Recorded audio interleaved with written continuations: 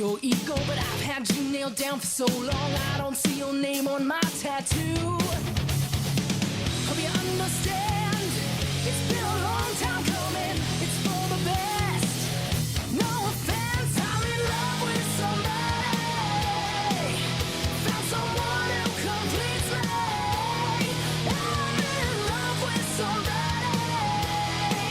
Oh yeah. And it's not you. I know who you think you are. Sorry I've turned you on, but I'm kissing you off. Your lines of whiskey and cigarettes, but not enough to make me forget I got someone who has raised the bar. I've heard it all before. Stop spinning your wheels, show you the door. No hard feelings, I'm in love with somebody. Found someone who completes me. I'm in love with somebody. Oh yeah. And it's not you.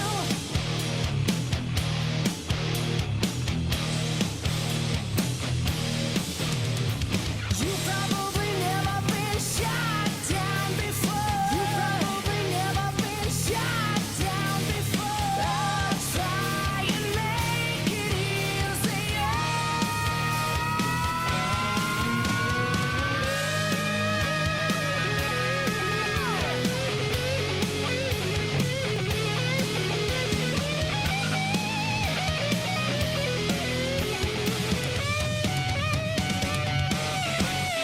I'm in love with somebody. Found someone who completes me. I'm in love with somebody. Oh yeah. And it's not you. It's not you.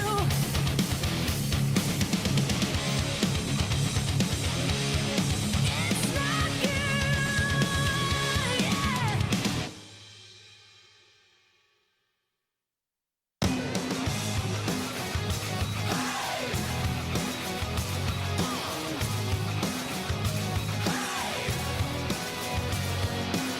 Saw a waitress, couldn't waste it.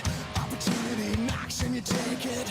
Went to my place, gotta get a taste. Couple shots at the bar, we were wasted. Now she's all in, the room is spinning. Probably shouldn't have shot that Jameson. Here we go again, she's a perfect 10. Just tell me how it was in the morning.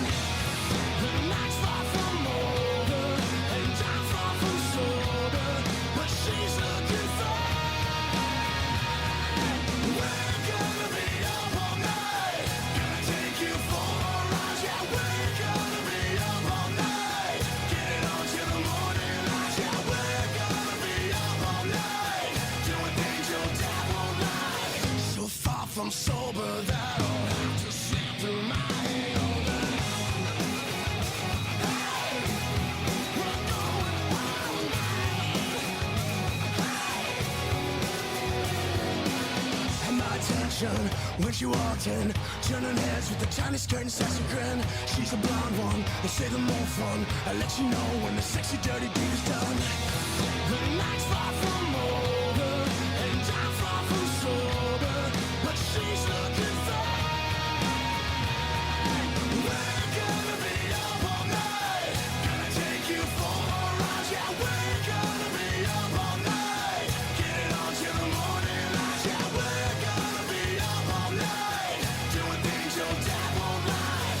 So far from sober that I'll have to slip through my hangover. Yeah, yeah, yeah, yeah.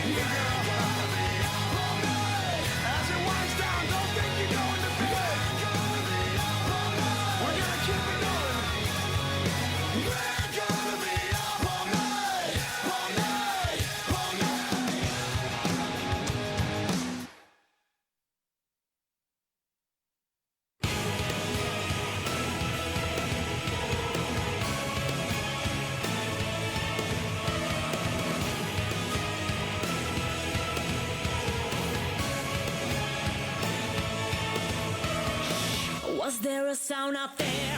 You see someone who stares. A sound I recognize is getting closer. Afraid of all the threats, obsessed by rats and webs. Easily scared, nobody cares for a weak bed. Now what you gonna do? Are they coming after you? Sleep with one eye open, hold your breath and cry. You gotta calm down. There's no evil in the closet. There's no evil in the dark. No monster there. It's only in your mind. You gotta calm down now. There's nothing in the silence. Empty under your bed. Shh, who's there? No evil. There's no evil.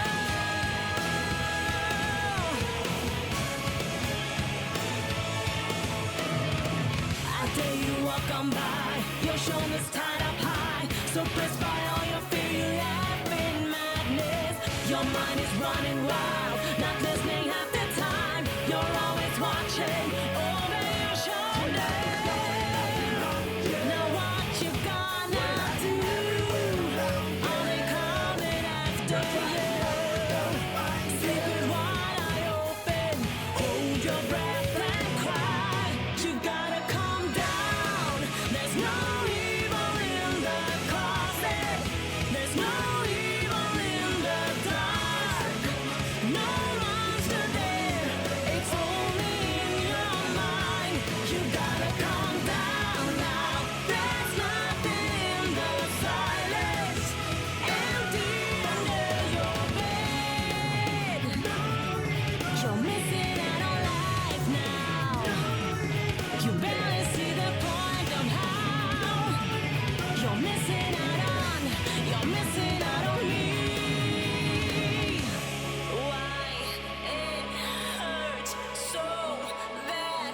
Cry on my shoulder. Now what you gonna do? Are they coming after you? Sleep with one eye open, hold your breath and cry. You gotta calm down. There's no evil in the closet. There's no evil in the dark. No monster there.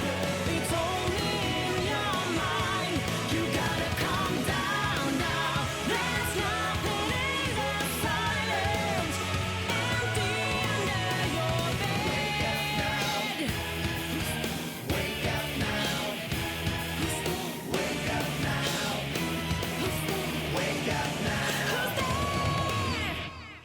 It's me.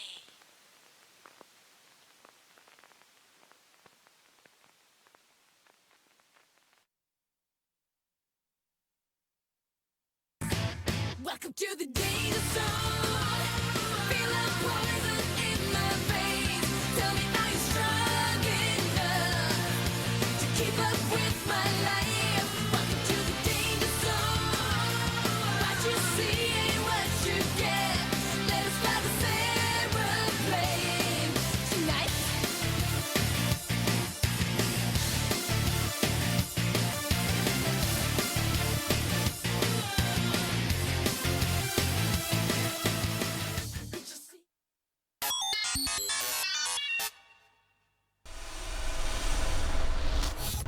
Ain't no easy way. It's no shortcuts. Gotta seize the day.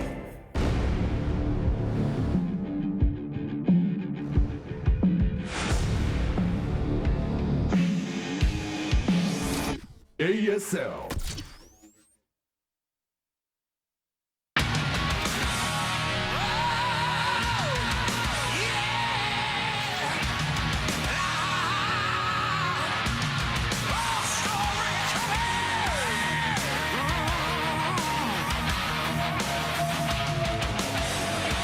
Welcome everybody to the ASL, the Africa StarLeague. My name is Wolf. With me is Rapid. And it's time for our second day here of the round of 8.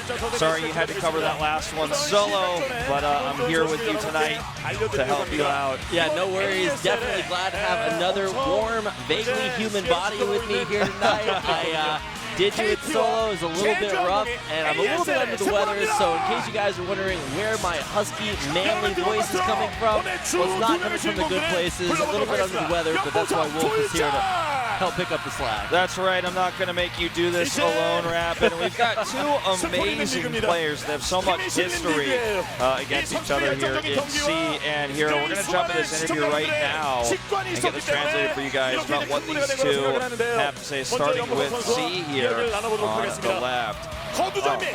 So let's see what he has to say. Looks pretty happy. So, talking about KT and Jeju Air, our new sponsors, and he's very pumped about that. 이제 우승을 차지하면요, KT의 대용량 게임 그 인터넷과 함께 거기다 제주항공의 그 비행기와 함께 그 수많은 세계로 you get free internet and free tickets if you become the champion now of this tournament. So there's a lot more on the line now than just this prize pool.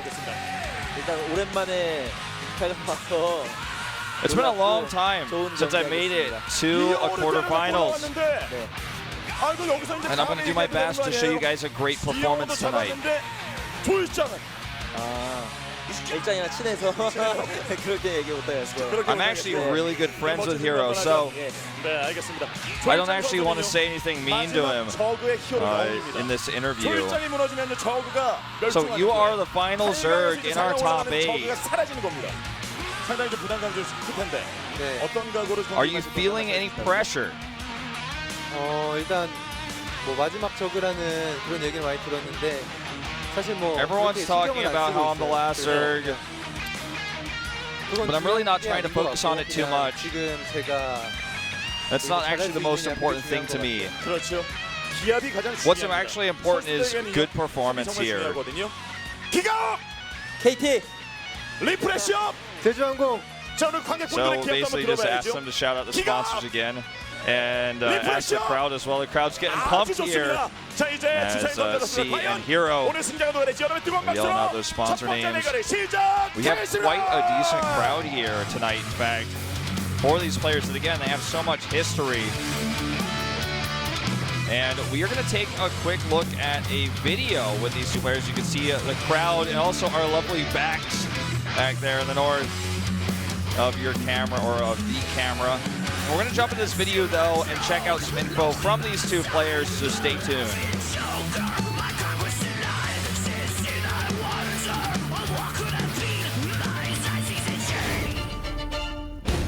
연보석 조일장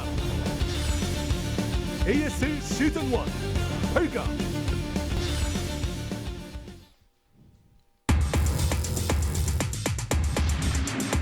All right, guys, we are here in the round of 8, day 2. Already one player has advanced. A little bit of an upset there. Sok getting knocked out of the tournament in that Terran versus Terran, but we'll see if we have yet another Terran versus Terran in the round of 4, or if we're going to see Hero advance tonight.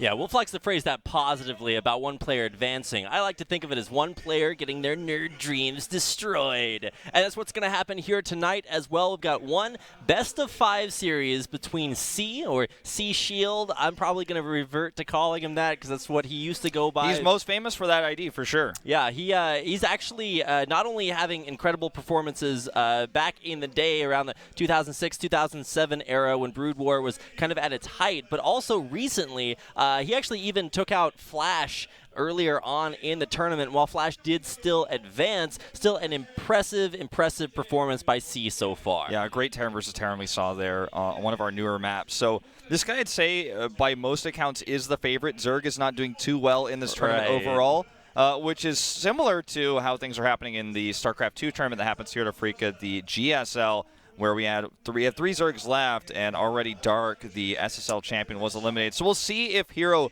can keep that hope alive. He said in his interview just earlier, that's not what he's focused on right now. He doesn't care what people say about his race. You know, he only wants to show good performances. His play is of the utmost importance to him right now. It's a good metaphor for life. Don't care about what other people say. Just play your own game. And if you guys are big fans of Zerg, if you play Zerg either in Brood War or in StarCraft 2, this is your last hope for a Zerg player to advance, but it is a very uphill battle. Now, C and Hero have faced off against each other a lot. In fact, more times than any other player matching up against each other in the round of 8 here so far. And it's actually kind of interesting because Hero initially took some very key games off of Shield early on, but recently C Shield has been incredibly, incredibly strong, and I definitely expect to see that strength coming out here tonight with a slight edge. I think most predictions have him like 3-1 over Hero. Yeah, I think that's kind of where my prediction would lie as well. I mean, I think he does look pretty in form. Defeating Flash was the biggest tell for this, right? And the guy looks in form in all the games he's playing. This matchup right now obviously is really flexible as well, so a longer series of best of 5 is going to really test him, though. How many different builds can he show? How aggressive is he going to be in the early game? Will he switch into mech? Is he going to try to end the game with the bio pushes? Those kind of decisions that he's going to make here in this best of 5 are going to be really important. Let's take a look at our brackets here. As you can see, Sharp did advance over Sock. Today we have C versus Hero. And on Sunday, we're going to have Jaehoon versus Eyewater. And then on Monday, Last versus Flash. Yeah, Eyewater, also known as Shuttle in there, so that's going to be an awesome PvP. So we've got a lot of mirror matches, 2 TVTs, a PvP, and then the TVZ are here tonight. So if you guys want to watch different races face off against each other, tonight is the night for you. Also do want to point out a minor schedule change. The other round of 8 matches will be played at 1 o'clock on Sunday and then at 7 o'clock on Monday. So switching it up a little bit, so just make note of that change. And here, of course, are the maps and the players for our round of 8 matchup today. Yep, so map number 1's going to be Fighting Spirit. That will be repeated potentially in map number 5. We're going to have Taybec Mountain, Overwatch for set 3, and then set 4 will be on Circuit Breaker. So this is going to be a pretty exciting best of 5. The map list we have here is pretty standard. The map pool is from, it's not crazy, it's not too large, but 2 of our newer maps will be played no matter what in Tech Face On and Overwatch. So these are 2 maps that players have learned a lot on. C actually playing really well on Overwatch in Terran versus Terran specifically. We'll see if he has anything planned here versus Hero on that map. I think he's looking solid there. It's a smaller map, especially if you get close spawns. Right, now talking about those, as we get a chance to look at our players, we'll actually be playing on Neo Taybec Mountain, where they've lengthened the distance between, I think, the minerals and the back wall on those middle bases. But either way, let's actually talk about our players here. You can see a W against Flash. What mindlessness is this? It's craziness. Also a win over Zero, a player who is actually maybe a little bit more favored to advance from the group than C was, but an incredibly strong group stage, but C made it out. Yep, Zero is one of the big favorites, especially if you're a Zerg fan in this tournament. You got groups, and just seeing him eliminated by C further proves that he's really on form right now. This is the guy who is a big foreign fan favorite, was temporarily on the team, Team Liquid, even as a Brood War player after he kind of stopped playing StarCraft 2. And this guy is, I think, one of the big fan favorites amongst Koreans outside of the greats, like Flash, for example, right? Right. Shuttle. But he's one of these new faces to many, but he's definitely a player to look out for. And he's been around for so long, like you said, like since the 2007 era, where he was really most famous. And that was 9 years ago. So oh my God, he has so much experience, and so does this guy, Hero. Don't confuse him with either the former Liquid Hero or CJ Hero. This is the Brood War Hero, the Zerg player. And he defeated Best and Long to get here, taking a loss over Last, though, in this matchup. That is true. I was actually really kind of sad to see Best have so many struggles, especially against a guy coming in here like Hero. I thought, looking at the round of 16, this would be a Zerg favorite tournament with guys like Hero, Zero, and Effort. But Hero's actually the only one that made it out of his group. So very, very surprising, and holding the Zerg hope in his hands. for the remainder of this ASL. Everybody is practicing so hard right now. You know, Brood War is in a great place. There's a lot of rumors about the future of Brood War as well. You know, remastering, is that true? Is it not true? What's going to happen? There's just a lot of excitement right now around the Brood War scene. So this is their evaluations of each other and their conditions. So C actually put himself at a 10 out of 10, and Hero puts himself at a 7 of 10. So basically, Hero gave C 10 out of 10 in every stat. And you can see that C gave him, I mean, the stats are like attacking, defense, control, mentality.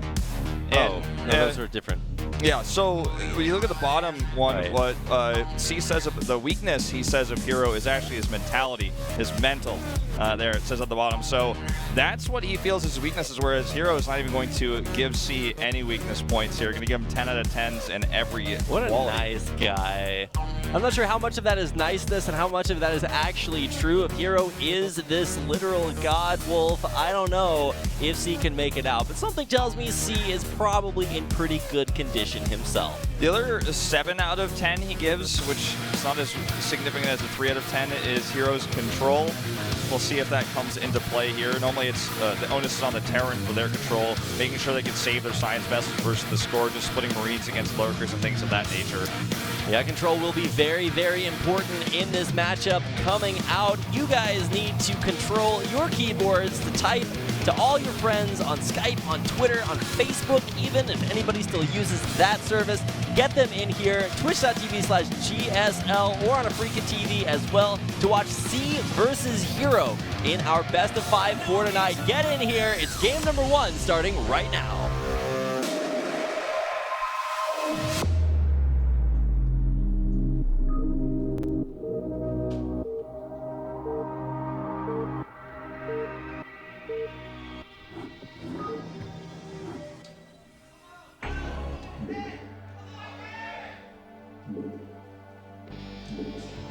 In the top right, in red, it is C. Most famous known as C Shield. Yep, you can literally see him right there, Wolf. And a direct segue away from that terrible joke in the upper left-hand corner of the map, Fighting Spirit. It is our Zerg player Hero. Now, these are going to be good spawns for aggression out of C because they are most, you know, really close. And we'll see what C wants to do here because we have seen a few attempts right now in the meta and in this tournament to see these big Marine medic pushes across the map with Stim. The Zerg's just barely getting those 3 Sunkens up in time and holding, and then transitions happening after that. It's a strategy you've seen several times, but the success rate so far seems to be pretty low. It's not that you can't transition after that, but it hasn't killed anybody really yet. No one has just rolled over and died, basically. Yep. And what doesn't kill you only makes you stronger, Wolf. That means that these two guys tonight are pretty strong. Now, it's difficult to scout starting builds unless the observers are really good at showing us those, but from what it looks like, neither player going for anything too super aggressive. Although it is a little bit strange to not see maybe early hatch play here, but because it is close positions, that actually works out well for Hero, not overextending economically and then putting himself in a weak spot from any early aggression. Yep. This map is one of the more famous maps in Brood War, especially if you're a foreign player. This is a really popular map to play on there as well. People played on the ladder quite a bit. So you see the hatchery getting planted down here. The Overlord is going right across to scout and is nearly there. And we'll see what C has planned here. See, there's the extractor going down even before the pool. So somewhat of a greedy opening here. And, you know, this matchup, there's a lot of different things you can do early on. Economically, going for a fast CC like this is safe on the high ground, and that's what we're going to see here. We have seen a lot of players go BBS even, go for barracks proxies, not as much in this matchup right now. But it looks like both players are taking a very economic approach here. And the Overlord has seen the barracks, but I don't believe that C saw the Overlord because he hit it. The barracks, or you know, the SCV that's building that CC has less vision than the Overlord itself does, so he can actually hide the fact that he knows about it and then continue with the greed back at home, which is what we're going to see here. Well, and that's what's so interesting right now is that C actually just does not have very much information out there just yet. This could even be something as greedy as like a triple expand, which you would definitely not want to do in these close positions. But without the information, you can't punish that. So it's still a very economic opening for C without really too much of a chance of it being punished. Yeah. So guys, do tell your friends about this tournament. I know we always say this, and it may be repetitive for those of you guys who are hardcore fans, and we apologize for that. But I do want to point out that Brood War is on the rise again in Korea, and this is something that will be a regular thing, and you're going to be seeing more of it here, especially at Africa. So do tell people about this. Get them in here. We want more people watching this. And a lot of people who used to watch Brood War years and years ago, I mean 10 plus years ago, probably don't know this is still happening, so tell your old Brood War buddies as well. Yep, I don't know if any of you guys used to watch Brood War back in the day, you probably remember this guy, Nuke the Stars. He actually messaged me the other day and was like, man, I'm super excited about this. So shout out there to one of Brood War's great casting legends. Now, here we actually get to see some of the first interactivity between both of the players. It's been a few minutes, but we finally get a chance to see nothing dying, but still denying the scout, very valuable. Huge, because he doesn't see the Hydralisk Den, so it is going to be early lurkers coming out here from Hero. And, you know, that's kind of the two tech choices that you have are lurkers and mutas. So finding that out is very important. He's going to try to deny this SCV scout. It's a lot easier said than done. Great catch. And he's committed a lot to lings here. He actually has made so many lings. He hit those as well. He may even try to bust this down with lings and hydras without even having lurkers at all. Yep. I think that's a pretty good chance that that's what we're going to see. Yep, we're going to need to see him morph those into banelings. Just kidding, those don't exist. But we are going to see exactly what you mentioned. A lot of lings here, and this has primarily been unscouted, but now you can see C knows that this is a big, big deal. Hydra Den is up, and so what you do want to see is the Zerglings run forward, start to pressure that, and that allows the Hydras to get into position, and Hydras have very, very high DPS. They have high DPS, they have decent range, especially once you get the range increase on those. He's going to come up here now while the SCVs are away and try to get a surround on this bunker. Great surface area, but it's just not enough. Holy cow. That is what it looks like when your attack fails. That is super bad. And now, even with these Hydras coming out, that was maybe, what, 15, 20 supply versus Zerglings? Yeah, those are all wasted. And now the Hydralisks don't have a buffer to do damage. Now, the Hydras can still poke at Marines, but with the bunker's extra range, this is going to be very difficult to execute. And he is going to, looks like, move across with that follow-up push. But I think this could have been a lot more powerful. And that was even with when the SCVs are away. He still had time to go and repair. I mean, this is very difficult to break, this type of position. Now his Academy's done. Medics are coming out so he can heal up injured Marines. He has scans to help deal with lurkers. He's even going to scan here to see, oh, wow, you have no workers at that base. I'm in such a great position here. Right. That was a very early on, and here are the lurkers morphing off to the side. So this is really the follow-up to this push. Now, we talked about Hydralisks and the possibility to bust that with range. Well, I mean, that's not really common in this matchup, right? We almost never see that, but with how many lings he just made, I was thinking we're going to see something crazy. But he just committed the lings and then they died. Okay, yeah, Stim Marines also, they do very, very well if you split them, if you micro them correctly against these lurkers. Lurkers burrow very fast, and nice spines coming out, but good timing on that retreat for C. He also has that bunker to fall back on here. The medics are going to heal these Marines up. Repairs coming down here. Here come the lurkers. Now, scan does go out. It will scout these lurkers, and he needs to pull those back before he loses all of them. All but one lurker goes down. Oh, and he gets the fourth before it even finishes burrowing there. And this is crazy bad for Hero, man. Yeah, this is not good. Hero is in a terrible spot. Now, sometimes you can come back after you go for a very early aggressive play that doesn't work out, but it is still very, very difficult. And what we should be seeing here from C is a big push out across the map with this ball of M&M and not a lot in its way. Yeah, there's two bunkers to fall back on here as well, so counterattack's not as big of a threat here. He has Stim as well, and this is going to be a big issue. There's one sunken back at home to help defend. It looks like C is going to kind of take the safe route. Oh, he just types out GG. Wow. He was waiting to move across the map, but he knew that game was over. He basically did a lurker all in there with the early Speedling attack doing no damage. Lurkers got scanned and killed, and it was pretty textbook from there. Yeah, sometimes you don't have to win the game, you just have to not lose it, Wolf. That's right. That's my my Gandhi moment for the day. That's saying you guys can all take write it down, show it to your friends. Just kidding, never do that. They will not react well. similarly to the way that Hero did not react well to getting defended so well. C just on top of his defense, had nice SCV control in front of the bunker, was able to repair it, glitch out the Zerglings as they came in, and a great hold gives him the win in game number 1. Yeah, this may be a sign of more things to come like this, because when you see a build like that in game 1, it's a good positions for the Terran to attack early, but if the Zerg attack early, maybe it shows something about the lack of confidence by the Zerg. Also, you saw C had multiple turrets set up at his base in case of a Muta switch. He was prepared for anything, and that shows that he's also concerned the Hero's going to be very aggressive and almost kind of cheesy perhaps in this series. So I think that you know, both Hero looks a little bit nervous and maybe underconfident, whereas C also looks like he's very prepared for all-ins and aggression and is set up for everything here. And his splits in his second bunker there versus the Lurkers, really impressive stuff. Yeah, absolutely impressive. Zerg's not doing so well in this tournament so far. We talked about that earlier, but with plays like that, just really shaky. If you're going to go for an all-in, you have to have practiced that over and over again and know what to expect, how to react to that situation.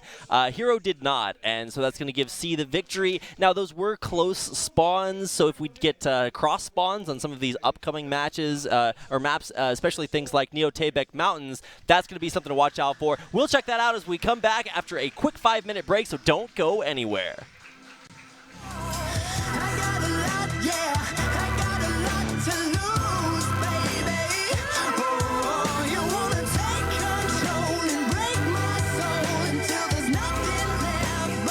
기가 IoT 헬스.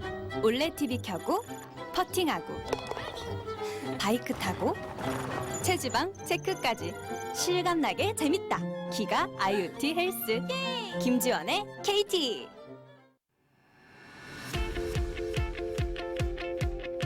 네, 여러분 안녕하세요. 2016년 제주항공 모델 송중기입니다.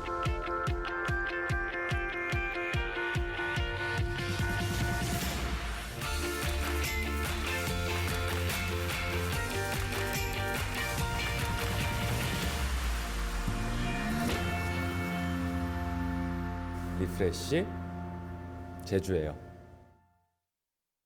How you star?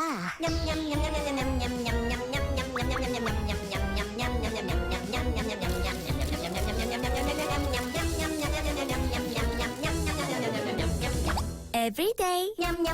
유기요. 대결의 룰을 아십니까?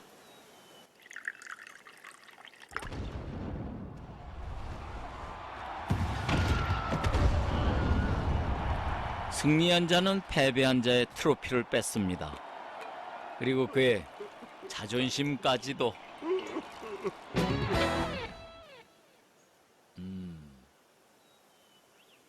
클래시 로얄. 인형이 너의 슬픔을 씻어줄 것이다.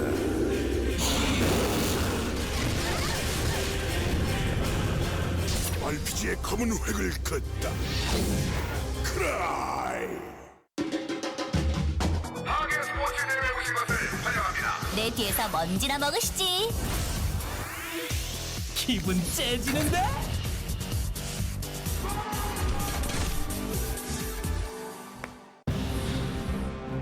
질서와 수호를 위해서라면 마계의 화염이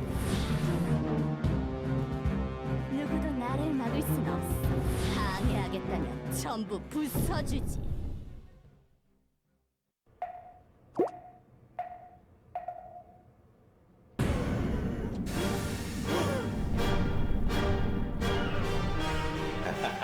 치고끼는 역시 배달통. 배달의 힘 배달통.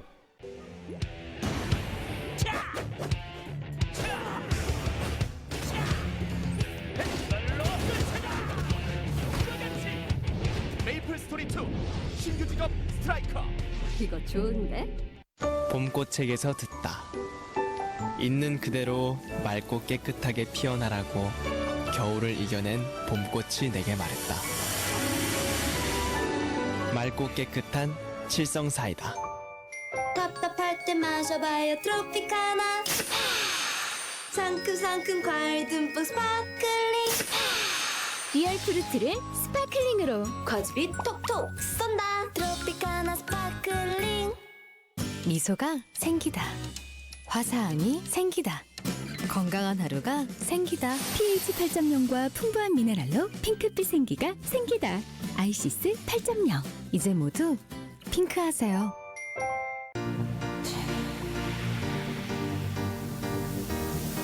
스타일? 상쾌하면 되는 거야. 상쾌함의 높이가 다르다. Stylish Sparkling Water. 롯데 트래비. 메신저의 혁신이죠. 이런 실시간 라이브 움짤 기능은 지금 스노우앱에서밖에 없죠. 굉장히 많은 팬분들이 영상 메시지와 메신저를 보내주고 계십니다. 아프리카 원탑 역캠답게 이설이라고 메시지가 왔는데 길 가다 만나지 마라. 길 가다 만나지 마라고. 느낌 있죠? 리본 하나 찬 다음에 딸랑딸랑 고양이 섹시합니다. 외쳐 스노우! 딸랑맛?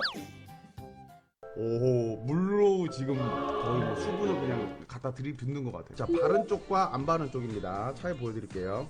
내가 발라봤는데 개편해. 앞으로 그냥 나도 찍어 발라야 될 것 같아요. 잘 봐요. 자, 이렇게 깔끔하게 아래쪽만 다듬어도 선이 딱 살아있잖아요. 선 라인 자체가. 잠깐만. 이런 느낌이구나. 허허. 오늘 여러 가지 제품들 올리브영에서 제가 지금 제품을 받아서 사용을 해봤는데 굉장히 좋은 것 같아요. 올리브영 제품이 짱인 것 같습니다.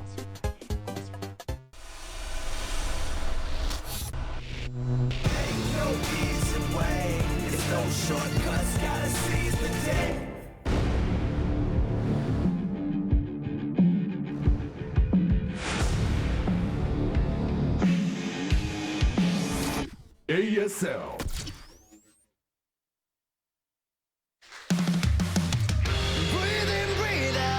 Welcome back, everybody, to the ASL. C defends Heroes' aggressive Ling attack in the defense the follow-up lurker push and takes game one in a pretty dominating fashion here. We'll see if Hero can bring it back going into our second map. And there you can see C on your screen. Very, very strong pro gamer. Kind of very Flash-esque. He started his career like super young. I think he was like 15. And then he just like super solid. Never really ascended to the same heights as a lot of the other great Terran players of his time. But incredibly solid. Always made it deep into tournaments. And it's just really exciting to see him still very strong here tonight. But Hero, man, we have to see what other kind of builds he can bring out because that strategy did not work out. I think maybe he saw blood in the water when he saw that they were at those close spawns to the north and thought, okay, I can break him here.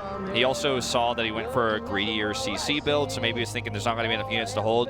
The SCVs kind of bug out the Lings. He gets the repair. The bunker cleans them up. The follow-up attack is scouted. He saves scans for it. He also scouted there's no drones at the natural, so he knew he just needed to defend. And that was as simple as it gets, you know? Yep, turns out Terran is pretty good at defending.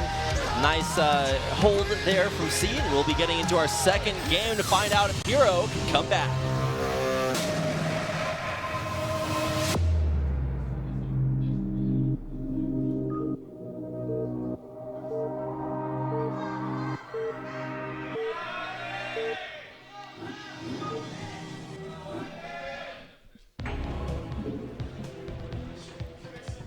Welcome, everybody, to Neo Taebaek Mountains. Over here in white, it is C. And up in the upper left-hand side of the map, this is Hero, our last Zerg hope in the ASL. We'll see what kind of build he does here. Shouldn't see the same amount of aggression. Aggro on Neo Taebaek Mountains can be a little bit rough, especially if it doesn't work out like his last push did. So curious to see if C will actually go for something equally economically greedy early on like he did in game one. Yeah. I think that there's a high chance of that, especially because he's so good at defending all-ins, but we'll see. The guy's right sign said, "Wolf is totally awesome. Give me your autograph." He was definitely a fan. He was a big fan. I'm not going to tell you guys what it said because it was so much fanboying about me. The one on the left said that I should be in the Olympics. And I'm like, well, I mean, I don't know. I mean, sometimes you got to take one for the team and sacrifice to cast Brood War. That's what happens. Yeah. Now, we haven't seen anything from either player. Sorry to derail the Wolf Train, but there is Brood War to talk about, although we haven't seen anything too crazy. Now, looks like we're going to see a wall in here from C at his natural, so won't be seeing any early aggression just yet. So one more time for Hero. Yep, that is his victory. His Spenu trophy from winning that earlier on. I think it was number 11. Yeah, I want to say it was not too long ago. Him, Sock, 2 Spenu victors. Now, about this map in general, I feel like it's a pretty good map for Mutalisk play because you can fly directly from your base to the Terran's base with those Mutalisks, and it's a little bit faster to do that than attacking. Later on, I think this is definitely going to be a map where we see the Terran go for that mech play as well. So, I mean, we'll see how this game kind of transitions, see what happens. But that's what I expect to see on this map in this matchup. We do see that Hero is taking a very greedy early third hatchery as well. And this normally doesn't happen on some of these maps. Usually the hatchery is used at the third base. That's a different main, so you can defend it later with lurkers. As we do see, this barracks is floating. He built the barracks in kind of a strange place, and most likely he's going to float it in to complete this wall right here. I'm not sure why you wouldn't just build it there initially. I think perhaps he wanted to make it look like he was going for a CC first and hide that from the Overlord. So when the Overlord comes and sees only a depot, he's like, oh, he must have a CC, and then he's going to add the barracks later. And so that might have tricked Hero into thinking he was going for a little bit more of a macro build. So then Hero goes into triple hatch, and he's got a factory coming up. So we'll see some vultures coming out here. Maybe just one. We'll see how much he commits to it. Whereas, meanwhile, the SCV will come in and scout everything. This time not denied. And we saw that drone dropping out his little acid. And sees the third hatchery. I mean, he saw the lair coming up as well. Yeah, man, that drone's got some indigestion. Interesting to see. Get him some Tums. So drones are actually, and it's kind of weird to categorize worker auto attacks because they're like semi-ranged, not really. Yeah. They look ranged, but they're not. It's super strange, and it does play into the ways that you can sort of and glitch them out early on. But we are going to see the first Vulture come out. Vultures are theoretically immortal. This is sort of like what you'd expect Reapers to be like in StarCraft 2 as an extremely strong early harassment unit, but the degree to which you can micro lurkers is insane. So we're going to see how good C's control is as he starts to get those Vultures out on the map. Yep, and that first initial one is always the scariest before the Sunken is ready. And obviously in Brood War, you don't have Queens to defend. Queens are used later in this matchup. Looks like the Sunken finishes just in time, though, so he's not going to be able to find much damage here. Looked like he wanted to try to run that by, but it's not going to happen. As we do see that machine shop coming up and a quick armory with this starport. So we're going to see Wraiths early, and this is looking to be more of a mech-oriented style here with that quick armory. And the Goliaths that he can get out here from that factory obviously are going to help deal with the Mutalisks here that are coming out. It is going to be this quick Spire. I mean, I was expecting this it's so good on this map. I mean, you can get to the base so quickly. But he will need the Goliaths to help deal with that. He hasn't scouted, obviously, what the tech is. The Sunken there denied the Vulture. And also, he doesn't have an academy to build a ComSat scanner, so he can't scan. So this is going to be something that he finds out about very soon, but there's no way for him to know right now. So this is actually interesting. So 3-hatch mutas coming out here for Hero. C, very good at defending in game number 1, but he doesn't have any turrets up just yet, so he will be relying somewhat on these raids. Now, this is not a heavy commitment to raids, at least not just yet. That's mostly like that one random Viking sometimes you'll see Terrans get to clear out the Overlords and just get a few free kills before the rest of the game or these big major builds happen. But if he does want to commit to those raids, that's a decent way of dealing with the Mutalisk if you can get ahead in that number early on. Looks like he's going to start turret production now that his eBay has finished, and he needs that to defend, his expansion back there. The Wraiths are going to be scouted by, or excuse me, the Mutas are going to be scouted by the Wraith here. Now he needs to get the turrets up. He already has one here, and I think one at his natural expansion as well. And we don't know what he made from the factory. I can only assume a Goliath. Now, if your Mutamicro is good enough, turrets aren't that big of a problem. There are 2 here, and if you micro correctly and have enough mutas, you can actually take that out very reliably. Now, these mutas will go unchecked in the majority of the base, but the mining for now should be safe. Actually went for double Vultures and Vulture Speed. The Ion Thruster upgrade did finish here, so he actually is able to use that to get past that Sunken Colony from earlier. And this means that there's no way to deal with these until the Mutas come back. These Vultures could actually just kill everything if those Mutas had to spawn. Yeah. But it is going to pull the Mutas back, so Exactly. buying valuable time for C. And still some serious damage done. And that's the commitment to Ion Thrusters. You have there the Valkyrie comes out to help defend early on, and a Goliath coming out as well. So you skip the first Goliath and went straight into Vultures, making massive amounts of turrets to deal with this Mutalisk count. And, this needs to do a little bit more damage, but he also needs to make sure he doesn't lose this these. Valkyrie's not getting great hits off, but if it goes down, that's actually... Valkyries are super expensive, so you lose one, it's a big deal. And now denying that one extra turret from being built, lots of good harassment here from Hero. Yeah, doing some serious damage, in fact. Another Valkyrie likely to pop out here soon, and there are some Goliaths here to help defend, so it's a little bit tougher to commit. Oh, he's committing to Scourge here as well. He's hoping that Valkyrie comes out and he just insta-snipes it here. He's just going to camp on top of that starport right now. And this turret is just barely finishing. He's repairing it. There's still a lot of anti-here, but not enough to deal with these Mutas. And that Valkyrie's about to pop out. It's not going to be a good place to pop out, though. No, definitely not. Able to kill off a lot of those turrets, though there are still some Scourge surviving. He's going to go for the Scourge hits on the Valkyrie, but there's actually just not enough to protect these SCVs. Lots of workers going down. Oh, man, he flies all the way through all those turrets, losing a lot of Mutas, but still kills the Valkyrie. And now he's kind of stuck here a little bit. I don't know if this was worth it at the end of all things. He still does have these alive, but they're so low that even one Goliath is kind of keeping him at bay. Right, and Mutas in Brood War do not have the passive that gives them added additional regeneration, so Mutas that are hurt stay hurt. There's also no transfusion abilities, so you have to actually fly your Mutas to a safe part on the map, let them sit there and regenerate before you come back and use them, and during that time, Terran goes unharassed. There was definitely a scary moment there for sure for C, but I think that the Mutas ended up taking so much damage when he committed to chasing that Valkyrie. C knew exactly what to do.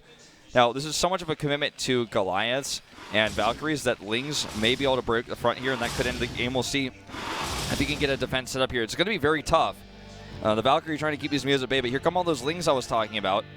And they're coming across, taking them a little bit longer to get over here, but we'll see if he can hold this. He has a few Marines too, but no bunker. That is a lot of turrets, and turrets, unfortunately, much like some units don't shoot up, turrets don't shoot down. So that is not going to be effective at stopping these Lings. They're running all the way by to that rear expansion and could get a lot of damage done.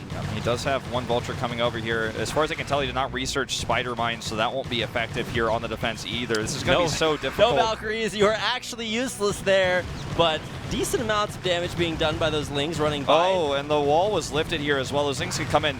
C is going to really struggle to deal with this. Okay, gets a few more of those Marines out finally. Oh, where those Scourge need to get those on top of the Valkyries, but so much anti-air. These Mutas are continuing to take damage, and all the Scourge go down. Yeah. He did a little bit of SCV damage. Now, this is starting to be a sizable Terran army. He needs to pay attention to these Mutas. He does not want them to be fighting here. He needs to get them away. SCV is still going down. This is a lot of economic damage being done. Make no mistake about it. But this army is getting stronger and stronger. Oh my god, that's a lot of damage. Those Mutas have to head for the hills. Was that enough economic damage, though? It's I think it might have been just enough to stave off a follow-up attack, because now, again, C has to be wary of, more and more Muta harass. He lost a lot of SCVs, but he still has enough to mine from both of his bases. He's building a scary army, but I think this harass just kind of keeps continuing, and here it continues to control the game, as a result. So right now, C is never able to move out in pressure. He's got this awkward group of Marines with no academy. He's got a few Goliaths. he's struggling to survive right now. Spider Mine research does finish, and that's going to make dealing with these Lings a lot easier, but don't forget that the Spider Mines could potentially be dragged into SCVs if he's not careful and get mass amounts of friendly fire damage done. So the Lings, how they're controlled here could create kind of a disaster for C with those mines. Yeah, now this is actually much different than Brood War I used to watch way back in the day, because Valkyries were almost actually never seen, only very situationally, but C's actually picked up quite a few of them here, and while those will be effective at defending against the Mutalisk, it's not something you can really push out against. Oh, here comes the Scourge, look at it split on top of him, he gets one Valkyrie. Can he find that other one that's actually dealing so much damage to these Mutas? This barracks is actually going to go down as well, which means no more Marines. And kills that other Valkyrie, too. This is starting to just become too much damage. I don't know how much longer C can really take this kind of abuse, because I mean, he's getting worn down. The Zerg is not taking any damage. It's going to overwhelm him eventually once he gets all of his army set up here. It looks like he wants to do that with Lynx, remaking that barracks now at his natural, actually making a second one here as well. But this is just such an immense amount of pressure, and I feel like C is getting worn down. Right, and Hero went up to 5 hatcheries, so he is in a great spot when it comes to larva production. This bunker is so important. Lots of repair by those surrounding SCVs. Can the Zerglings break it down? It looks like that bunker is just barely going to survive. It's in the red. It's dropping lower. The mutants pop it, and this is going to be a rough spot for C to be in. The rest of the Lynx here just fighting SCVs. Hydra's coming across the map as well to finish the deal. They're going to even be able to fight decently against the Goliaths. We don't know if he has a lurker aspect or not, but he doesn't really need it realistically at this point. That one siege tank looks so cute trying to defend. And he just can't even mine from 2 bases anymore, Rapid. I think this is actually going to seal the deal. The lifting the command center is definitely the beginning of the end. Muta's catching all those SCVs, and this is just too much damage. Siege struggling to even mine. Those Valkyries are not going to help against the Zerglings, the Hydras, the Lurkers. These are like the Donald Trump Lurkers coming in. They are going to fire C out of this game. That was an oddly non-political reference right there. I was doing my best to work that one in. Very well done. Okay, now Spider Mines, will they be good hits? Yes, they will. Takes out a lot of those Zerglings. There's still a lot of Valkyries here, but how's he going to deal with the Lurkers? He has turrets, he has a ComSat scanner, but the Lurkers are just going to go back into the back of the mineral line here. These SCVs are stacking up. He needs to pull them away. Oh, it's actually going to catch a few of those SCVs. It's actually targeting down the turrets to allow the Mutas to be more effective. Also, it's going to take away detection, force them to use the scanner alone, you know, to get detection to kill these Lurkers. Look at those sad Valkyries, man. This is, I mean, this is basically C just hoping for a miracle to defend. He doesn't have a standing army that can counterattack. This might be it. He might just type out here. The siege tank goes down.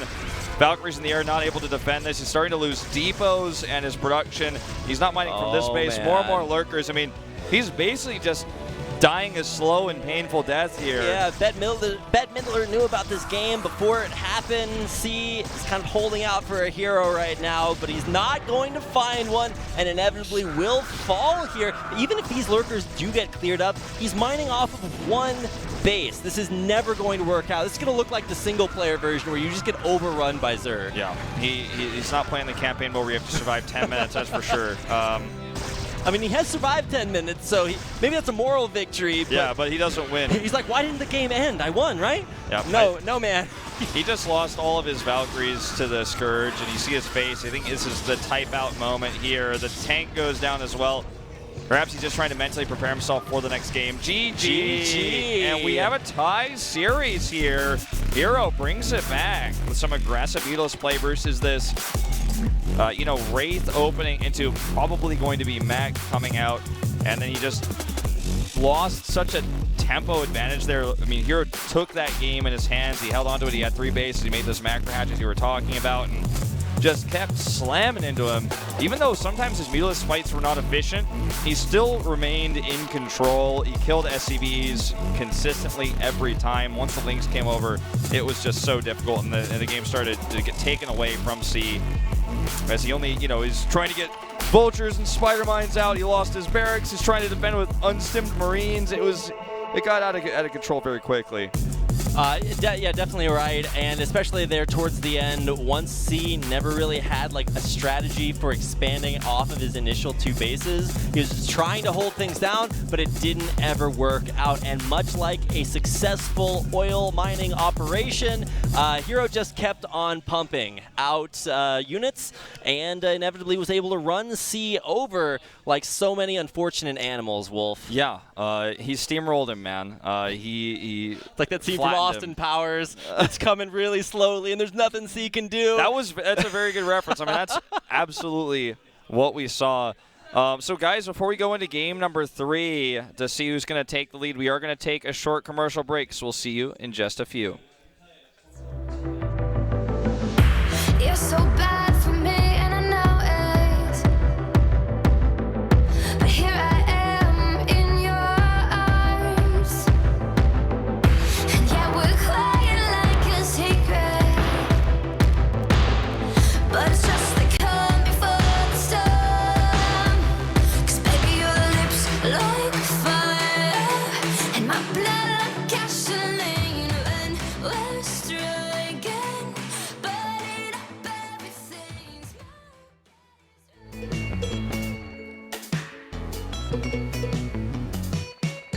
제주항공과 함께하는 2016년 컬러런 항공 승무원과 함께 반갑습니다. 장난 아니다. 막 채팅창 반응이 뜨겁습니다. 제주항공이 주최하는 칼라런답게 국내 최고 LCC로 활약을 하셔서 여행하실 수 있게 도와드립니다. 제주항공 파이팅!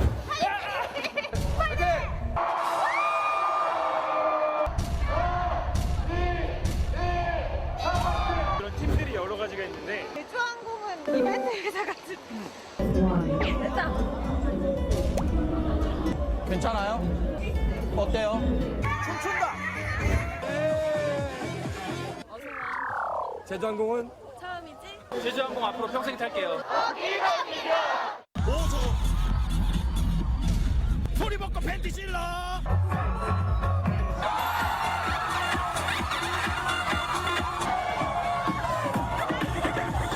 제주항공 화이팅! 가라랑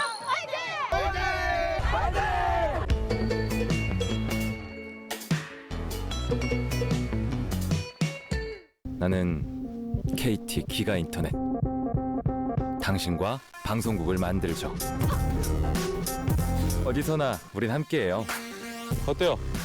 나랑 콜라보 하실래요? 당신의 KT. She's a yeah.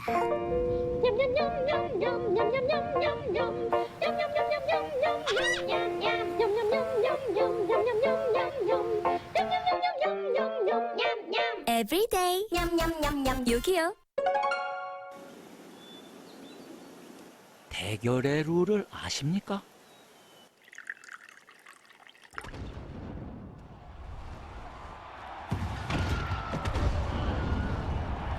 승리한 자는 패배한 자의 트로피를 뺏습니다. 그리고 그의 자존심까지도.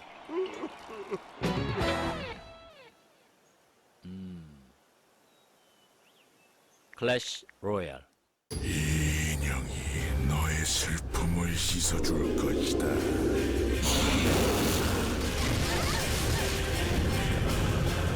RPG의 검은 획을 긋다. 크라이. 내 뒤에서 먼지나 먹으시지. 기분 째지는데?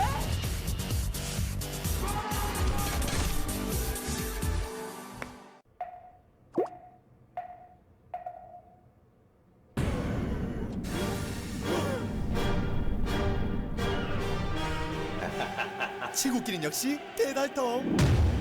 배달의 힘 배달통.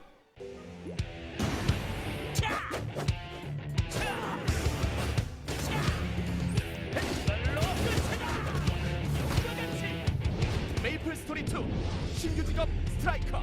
이거 좋은데? 봄꽃책에서 듣다.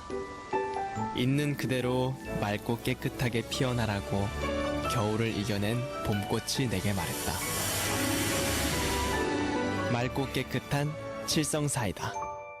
답답할 때 마셔봐요 트로피카나. 상큼상큼 과일 듬뿍 스파클링. 리얼 프루트를 스파클링으로. 과즙이 톡톡 쏜다. 트로피카나 스파클링. 미소가 생기다. 화사함이 생기다. 건강한 하루가 생기다. pH 8.0과 풍부한 미네랄로 핑크빛 생기가 생기다. 아이시스 8.0. 이제 모두 핑크하세요.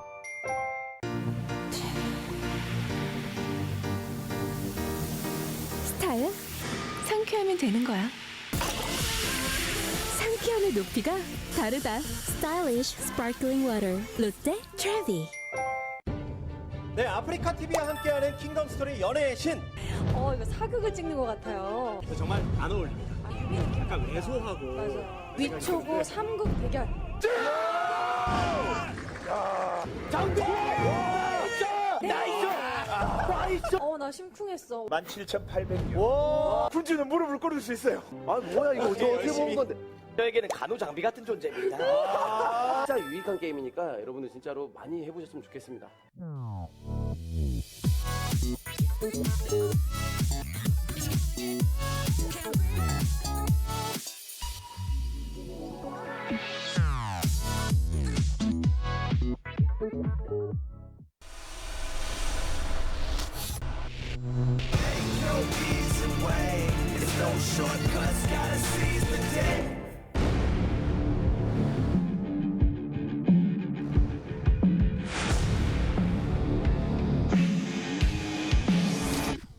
ASL.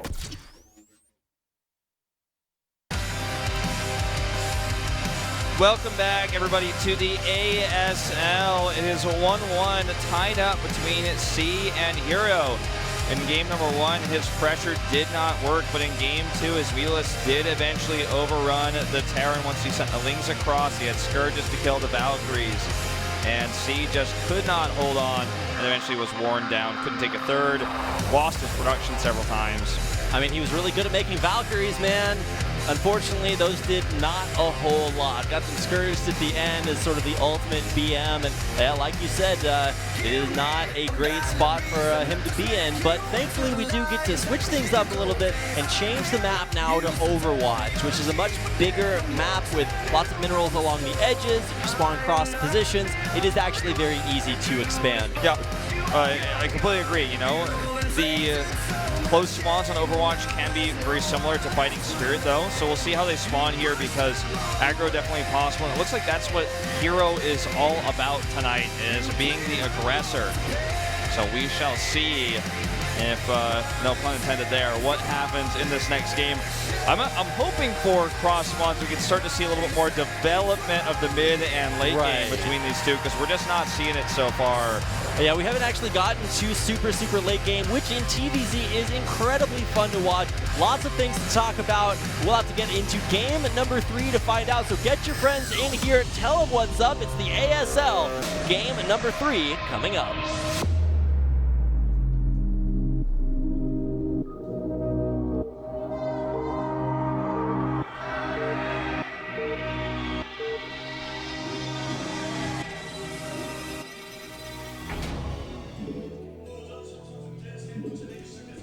Overwatch, the map has loaded. We're not close spawns horizontally, but up at the top left, it is C, our Terran. And down at the lower left is our red Zerg player Hero. So we're not going to have those horizontal spawns, the vertical ones a little bit longer rush distance. Oh, someone pressed their vision hotkey, their location hotkey. It's like somehow we're now like checking out the middle of the Fog of War map. So now we actually get a chance to see how this will develop. Now, as far as Overwatch goes, if you're unfamiliar with this map, there are subtle ways that you can sort of get around just walking through the middle, which is sort of the long way to go. You also have to go up and down ramps, which is not a great recipe for success for Zerg against Terran, because they have to they lose the vision unless it's pre-scouted out by Overlords. So I don't actually know exactly what to expect, although the real thing that I'll be watching out for is to see whether or not C can establish, secure his base, his main, his natural, and then expand from there. Yeah, because we're seeing so much aggression right now. And this is, again, look at that. My God, what a baller. That guy's name, by the way, is Yumbo Sung.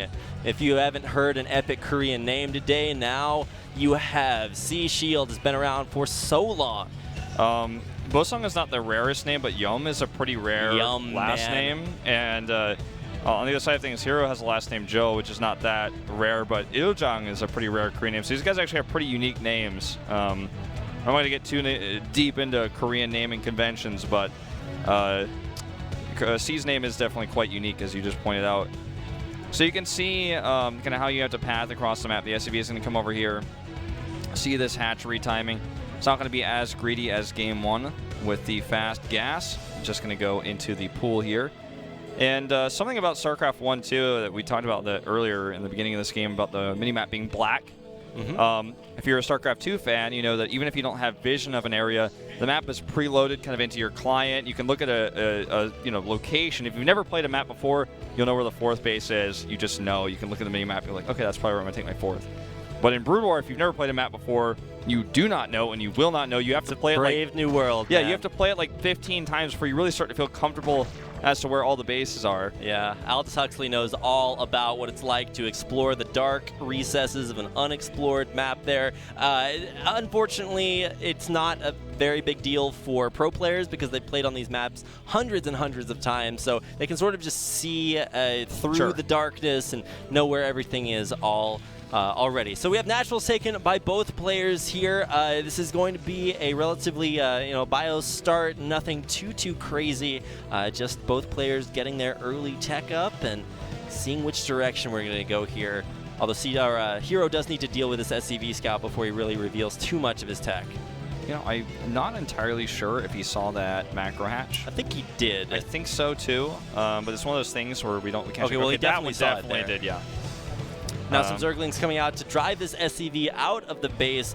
Workers in the early game can actually survive an incredibly long time due to the way that you can move them diagonally. The isometric view perspective allows them to kind of juke out little things like Zerglings if you're not paying tons of attention. It's also just the fact that, especially in this matchup, there's no range unit to deny it, so it's kind of just the way units move in general. It's the melee unit trying to chase it, and it's a melee unit itself kind of sliding and juking. Zerglings that kind of have those T-Rex arms. They're super tiny. They're just like trying to grab the SCV, but That's it just how runs it feels. away, man. You got growing pains, man. I just wish the legs got longer. The SCV is just like, LOL, dude, you're never going to catch me. And he does save that as he produces his first big batch of Marines. Now, these are stimless, medicless Marines, so they're not incredibly scary unless there's a bunker for them to get into. So always have to keep an eye out for that. Also, keep an eye out for what Hero is going to make next. He is continuing to drone here. With that third hatchery, he has a lot more larvae than he would. Looks like he's just using it for drone production for the time being. And that layer is on the way. When it finishes, we'll get to see the first glimpse of tech, whether it will be the Mutalisk tech or the Hydralisk tech. I'm starting to lean more towards Hydras here on this map. I mean, it's going to be Lurkers, but the Hydralisk den into the Lurker aspect. And he comes in here, but it will be Spire, so I'm correct on that. But it's crazy that this SCV is allowed to get in here and scout that. So he has so much advanced notice now. He already has an academy, he can get an eBay, get turrets up. Yep. And it's not that because it gets scouted, it's going to do no damage, but it gives such an advanced warning that it's going to be harder to find damage with those first initial Mutalisks. Yep, and so, like you said, crazy that the SCV was allowed to get in there. Zergling's running by to try to get a scout. The little Zergling that could. We'll be able to scout that out, and it shouldn't be too much of a mystery. You see knows the mutas are coming, so the eBay coming down. There's going to be turrets coming up there, so nothing too crazy. Now, nice to see, though, that Hero is ready for this M&M push. He's got... he's going to have his Candy Crush defense to get rid of those M&Ms. Well, it does have, quite a lot of value, that Ling run by there, because he sees that it's been 2 racks for a while. The armory is up. It's not like the Valkyrie type, build that we saw before with a Wraith coming out to poke off the Overlords. This is some serious pressure. So you always need about 3 Sunkens here, and then you can hold this off. The Mutas can also pop out and help deal with this. Once they're ready, you can kind of trap reinforcements and things like that too. This push usually kind of ends up being, it stops once it hits the Sunkens, then it's done. We'll see. Now Stim on in here. Does kill off a few Zerglings, but forcing that Stim out, always nice to drain some of that medic energy away. Yeah, getting range now for the Marines as well, so they can shoot further. Imagine if that was a thing in StarCraft 2. You could get Marine range. That would be amazing. Marine range, man. Why doesn't that exist? Crazy things happening with, new patches and things like that. I'm like, DT's can have Blink, but Marines can't have range. Man, where are my Blink Marines, man? So biased. Well, either way, we are going to see the Mutas come out, and that is what forced C to retract his M&M. Had to get it back closer to his base just in case those Mutas came in and were able to wreak havoc there. He also was able to prevent any drones from going to make a third base at the other main to the bottom right, which is where the third base is likely going to be. So that's important. The Mutas here are trying to look for a pick-off. They do damage very quickly. The Marines have such little health. They don't have combat shield in this game either, so if he gets one Marine that flies away, it's definitely worth it, but he does not want to overcommit. Yeah, so those Mutas don't have a lot of health. Nice turret placement there. This is totally shut down. Here comes that drone I was talking about, though. He gets it out there. Now, it might look like Hero, rather, is trying to sneak a base here, but this is actually very common. You don't see players expand to 4th and 5th bases that are close to their starting base. You want to expand to another main just because the map architecture makes that very easy to defend. Yeah, it's basically, I mean, to sum it up perhaps in a even more basic way, that base to the bottom right has a ramp. So he puts lurkers on the ramp, and ramps are good, man. If you throw Dark Swarm up there, Terrans just cannot do anything about that. So now, it is predictable, he scanned. scans it, and now this attack is going to try to force that cancel, or just simply kill the hatchery. And this is going to force a big response, but he has so many Marines here and turrets placed at home. Muse are trying to force this army back, but even still, half of it is going across towards that base, and he doesn't have enough to deal with it just yet. He doesn't have lurkers set up just yet. Yeah, And, Hero is teching up to Hive, so he will have things like Lurkers and Defilers eventually, but he's not there yet. So all Hero needs to do is use these Mutalisks to try to delay this M&M push out across the map. And force stims as much as possible, Right. because those two medics are working overtime right now to keep this army healed. These Speedlings are just going to commit. He's going to come with the Muse to suddenly half an army. And I think he actually just breaks this in the middle of the map. Very well done. So well executed that not only kills off that army, makes C less of a threat, but it's also going to mean that this base down at the bottom right-hand side of the map is very easily defensible. Now, there's still a lot of M&M in the middle of the map, so we will need to see another good defense before this base is totally out of the woods. Yep. Wants to force a few more stims here. I mean, he wants just those lurkers out. The hatch, I believe, is complete. And he's probably making Hydras there to get those lurkers on top of the ramp. They're not ready yet. He needs to buy a little bit more time, and we're getting so close. Running those mutas into a few extra stim Marines is not a recipe for success, but you just need to delay this push. Can Hero do it? This would be a very heroic defense, but I think C might just have too much. He doesn't control the ramp. You know, that's the issue. That's why we're talking about why this base is so good. The weakness of this is if you don't have them in time, this base is far away, so your Lings take longer to get over there. Your mutas take longer to get there, too. I think some of those eggs are hatching Hydralisks. Some of them are morphing Lurkers, if I'm not mistaken. Yeah. Well, there were 2 Lurker eggs there, I think. He even tried to make a lair to get more health desperately, but it's not going to matter. Now that Lurker, gets taken out. Okay, now there's another Lurker about to hatch, but there is a scan available in the main. There's a dropship, though, getting ready to penetrate Hero's main, and even though this force of M&M that's killing off the expansion was cleaned up, this drop in the main could do so much damage. It looks like he's set up to defend it with this Scourge coming over here. It's not going to do a massive amount of damage, but that medic was in a good position. He actually can back this off. It's still alive back here. It's still a threat. It will be cleaned up, but he might even take a Lurker with him. He will. Wow, getting that Lurker. And now he just runs away. He's going to find a few more drones here, Rapid. This is actually an insane amount of damage. Now, Lurkers actually do burrow and unburrow very quickly comparatively here in Brood War, so it is easier to move them along with the Marines, but that was actually so worth it for C. He's getting out on the map. He's taking out expansions, harassing the main. C's looking great this game. Key point, too, is he killed the hatchery at the bottom right. Oh, that is very true. You know, it was almost cleaned up. The Lurkers were almost ready. I mean, they were morphing. They were in their eggs, but he hit it too fast. And that's kind of the name of the game for this matchup, is trying to get that army to the third base that's far away. The Zerg tries to slow it down, and you have that, attempt to get the Lurkers ready.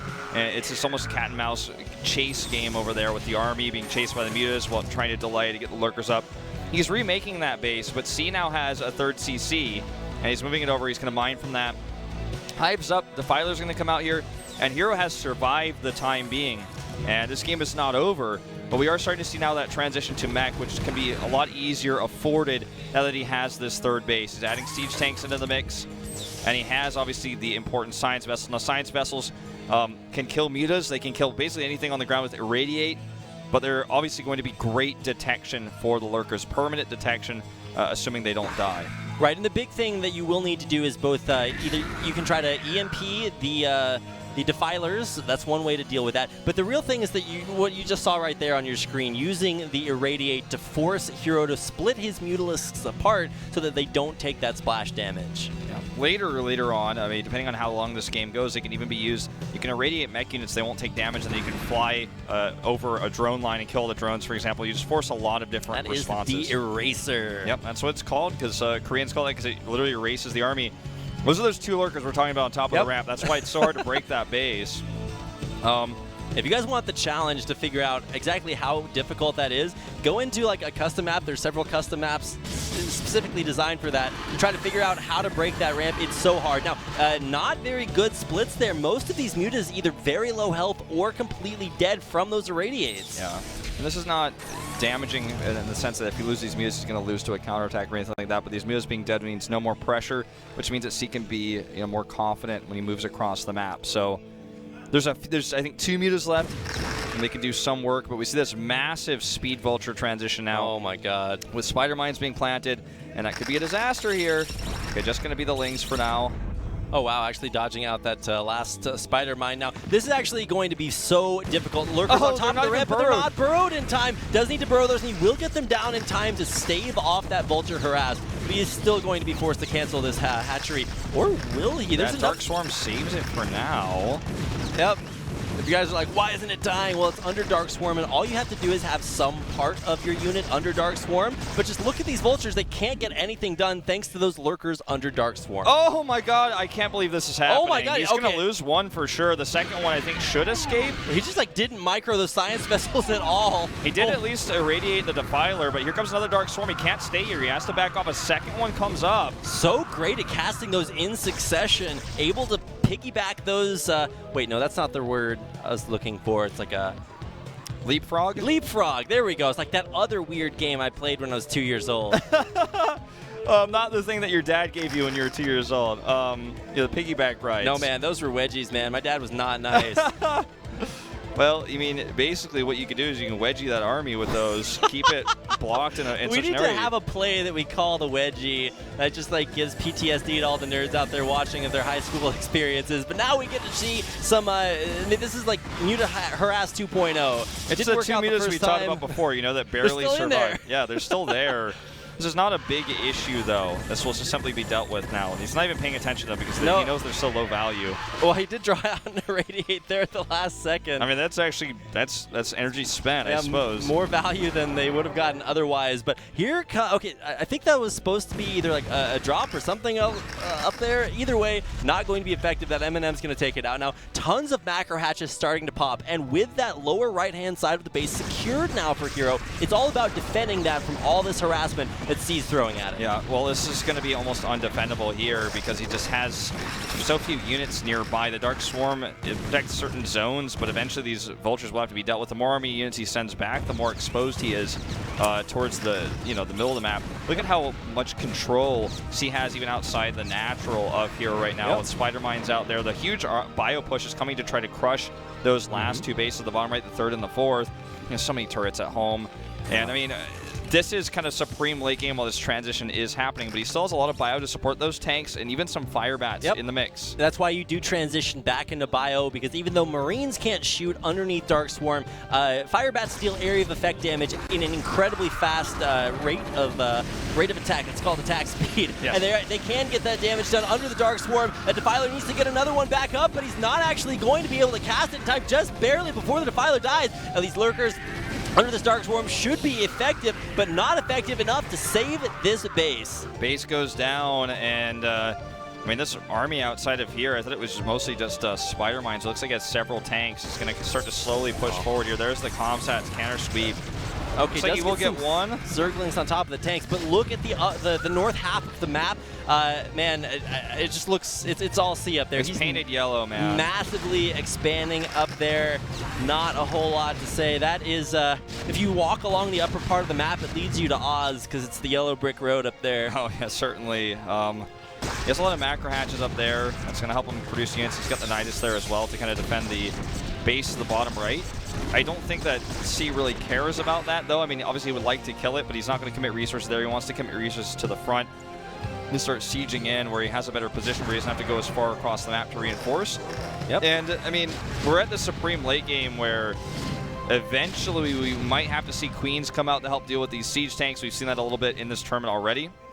So Vulture coming down here that could get some value added. And like you said, C doesn't really care about killing these bases down to here. It's his objective, but if he doesn't do that, he still has way more of an economy coming in. That's what we're talking about with the mine drags, by the way. If you get them dragged into the Lings and Lings are on top of the Vultures, you can blow up your own Vultures or your own SCVs. Yeah, splash damage is no respecter of persons. Now, one thing that might start to come into effect is a little bit of what we call a comeback mechanic in Brood War, namely because you can only have 12 units per control group, and there's a limited number of those control groups. What happens is as you have a 200 supply army, it just gets so difficult to control. You have to re-hotkey all of your army that if you have less units, you can control them better.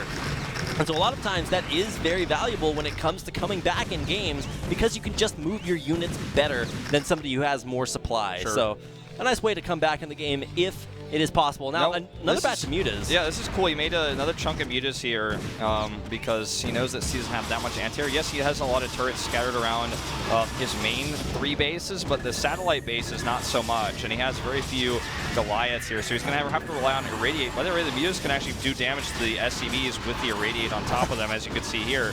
But this will get shut down by vessels alone. He just has so much money. He has 5-6 vessels flying around. I mean, this is not possible without a massive economy that C has here. And he can actually just lose all the SCVs at one of these bases, and it's not the end of the world. It's not even a big deal. I mean, it would be great for Hero to be able to damage his economy like that, but when your economy is this good, C at this point probably has too many SCVs. Sure, and the other thing too is the fact that what he's really trying to accomplish is to keep the Terran off of him. He's using these mutas to try to bring the army back. That's his real goal. Trying to get those Zerglings to maybe get some more Mind Drags out. Will this be effective? Interesting to see the Vulture hiding under that Dark Swarm, but with so many vessels out here and a very, very strong mech push, I think C might just be in position to close out this game. Looks like he's decided to, instead of attacking the front, you move over to this right base. Ultras are coming out here, but he's got so many siege tanks, and also the Irradiate, of course, that can just be dropped down to eventually kill them very cost efficiently. I mean, look at this tank wall here. He's got Goliath as somewhat of a buffer as well.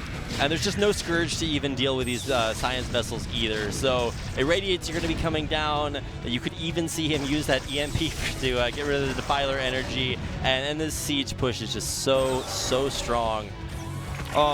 You know, it's so hard to kill people because of that combat mechanic you were talking about. So we'll see. I mean, this game will drag on a little bit longer. Maybe Hero can get a great fight. Something we saw earlier in this tournament was just a big Ultra drop that happened on a tank line with some lurkers in there as well. It's something that we could see going forward he's here. Just going to lose that. Thankfully, he dropped the Ultras out before it died. Yeah, he's going to catch some tanks here, it looks like. But, I mean, you can see, like, the tanks almost, you know, it's like 3 or 4 shot these Ultras. They have +2 for their Arc-Light cannons. It's gnarly, man. I mean, he's really struggling to find anything here. And we might even start to see some erasers at this point because of how many vessels he has. He's come out. Okay, he's not paying attention. The little Scourge that could. One of them actually did connect, but you need 2 to kill Science vessels. Of course, it does depend on upgrades. But either way, it's a nice connection, but it's just not good enough. And this base survives for now, but just look, you can actually just like cross your eyes, look at the minimap, and tell who's winning because there's just so much yellow out there on the map. Yeah. All these Goliaths protecting these. I mean, we might even see him type out here soon. GG, right after I said it. There you have it. Oh my god, you're so good. That Ihan GG timing right there at the end. 2 starved out. Great map control there by C. And we finally do get to see a long late game macro strategy. C coming out on top. Yeah, he just had that base at the bottom right denied. And then that was really the big turning point. C had 3 bases there, which allowed him to build an army that would continue to pressure the 3rd and the 4th base so increasingly high. You know, the pressure got harder and harder to deal with. So there was no more harass, and he took the entire top of the map. And it was basically just that simple, you know. It's not like the Hero made massive mistakes in this game, but C had that faster push. He knew the timing. He scouted the base as well. He saw the drone there, and he hit before those lurkers were ready, and that's the key. And if you go for a Mutalist build, it's harder to get those in time because you're kind of teching up and it's a little bit slower. You take that 3rd base a little bit later. So, and that, as they say, Wolf, is how the cookie crumbles, or the game in this case. So after having a tied score 1-1, now C on match point. 1 more win means he will advance to the round of 4. People call that the semifinals. That's right. But before we go into what could be our last game here of tonight's ASL, we are going to take a short break, so we'll be right back.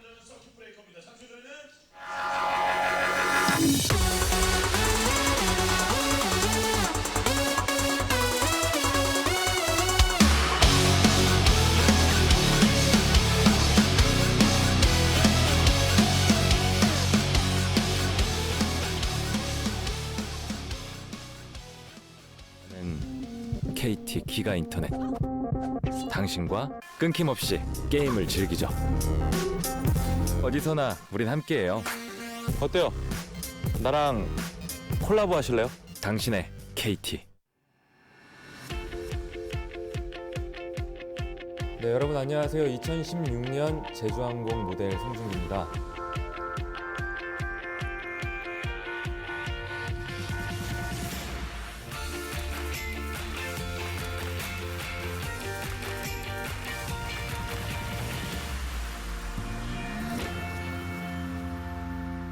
리프레쉬 제주예요.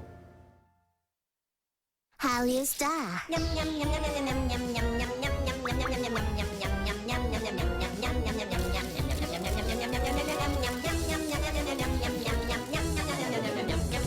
Every day. 여기요. 대결의 룰을 아십니까?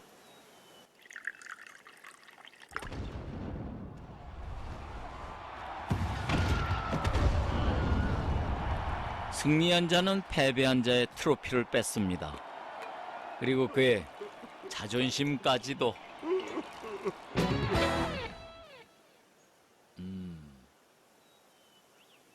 클래시 로얄. 이 인형이 너의 슬픔을 씻어줄 것이다.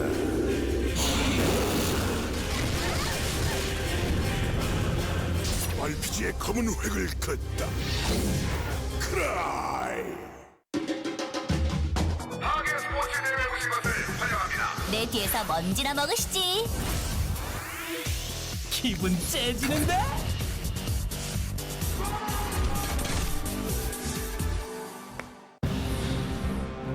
질서와 수호를 위해서라면 마귀 화염이 누구도 나를 막을 순 없어. 방해하겠다면 전부 부숴주지.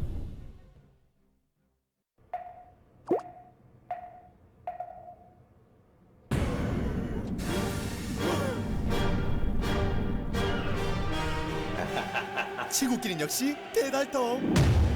메달의 힘 대달통.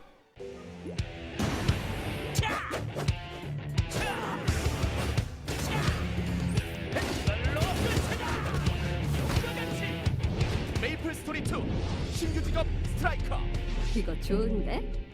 봄꽃책에서 듣다. 있는 그대로 맑고 깨끗하게 피어나라고 겨울을 이겨낸 봄꽃이 내게 말했다. 맑고 깨끗한 칠성사이다. 답답할 때 마셔봐요 트로피카나. 상큼상큼 과일 듬뿍 스파클링. 리얼 프루트를 스파클링으로 과즙이 톡톡 쏜다. 트로피카나 스파클링. 미소가 생기다. 화사함이 생기다. 건강한 하루가 생기다. pH 8.0과 풍부한 미네랄로 핑크빛 생기가 생기다. 아이시스 8.0. 이제 모두 핑크하세요.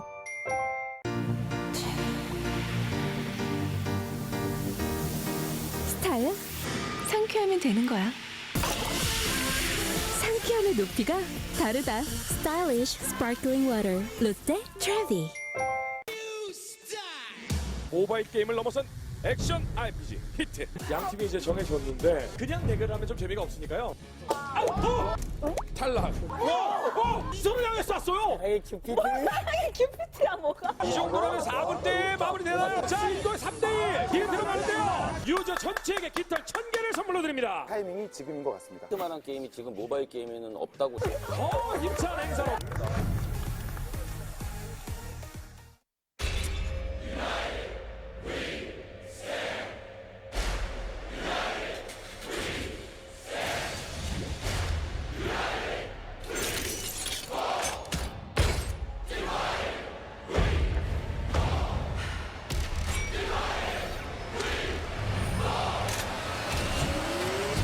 You chose the wrong side.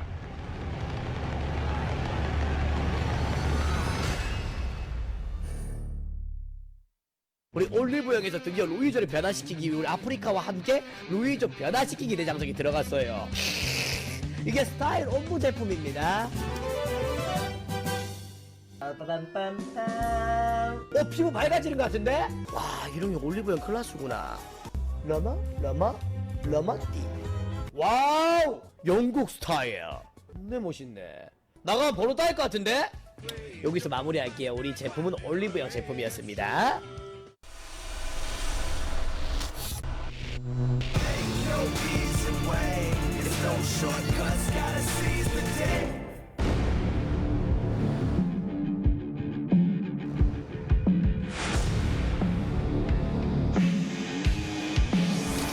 ASL.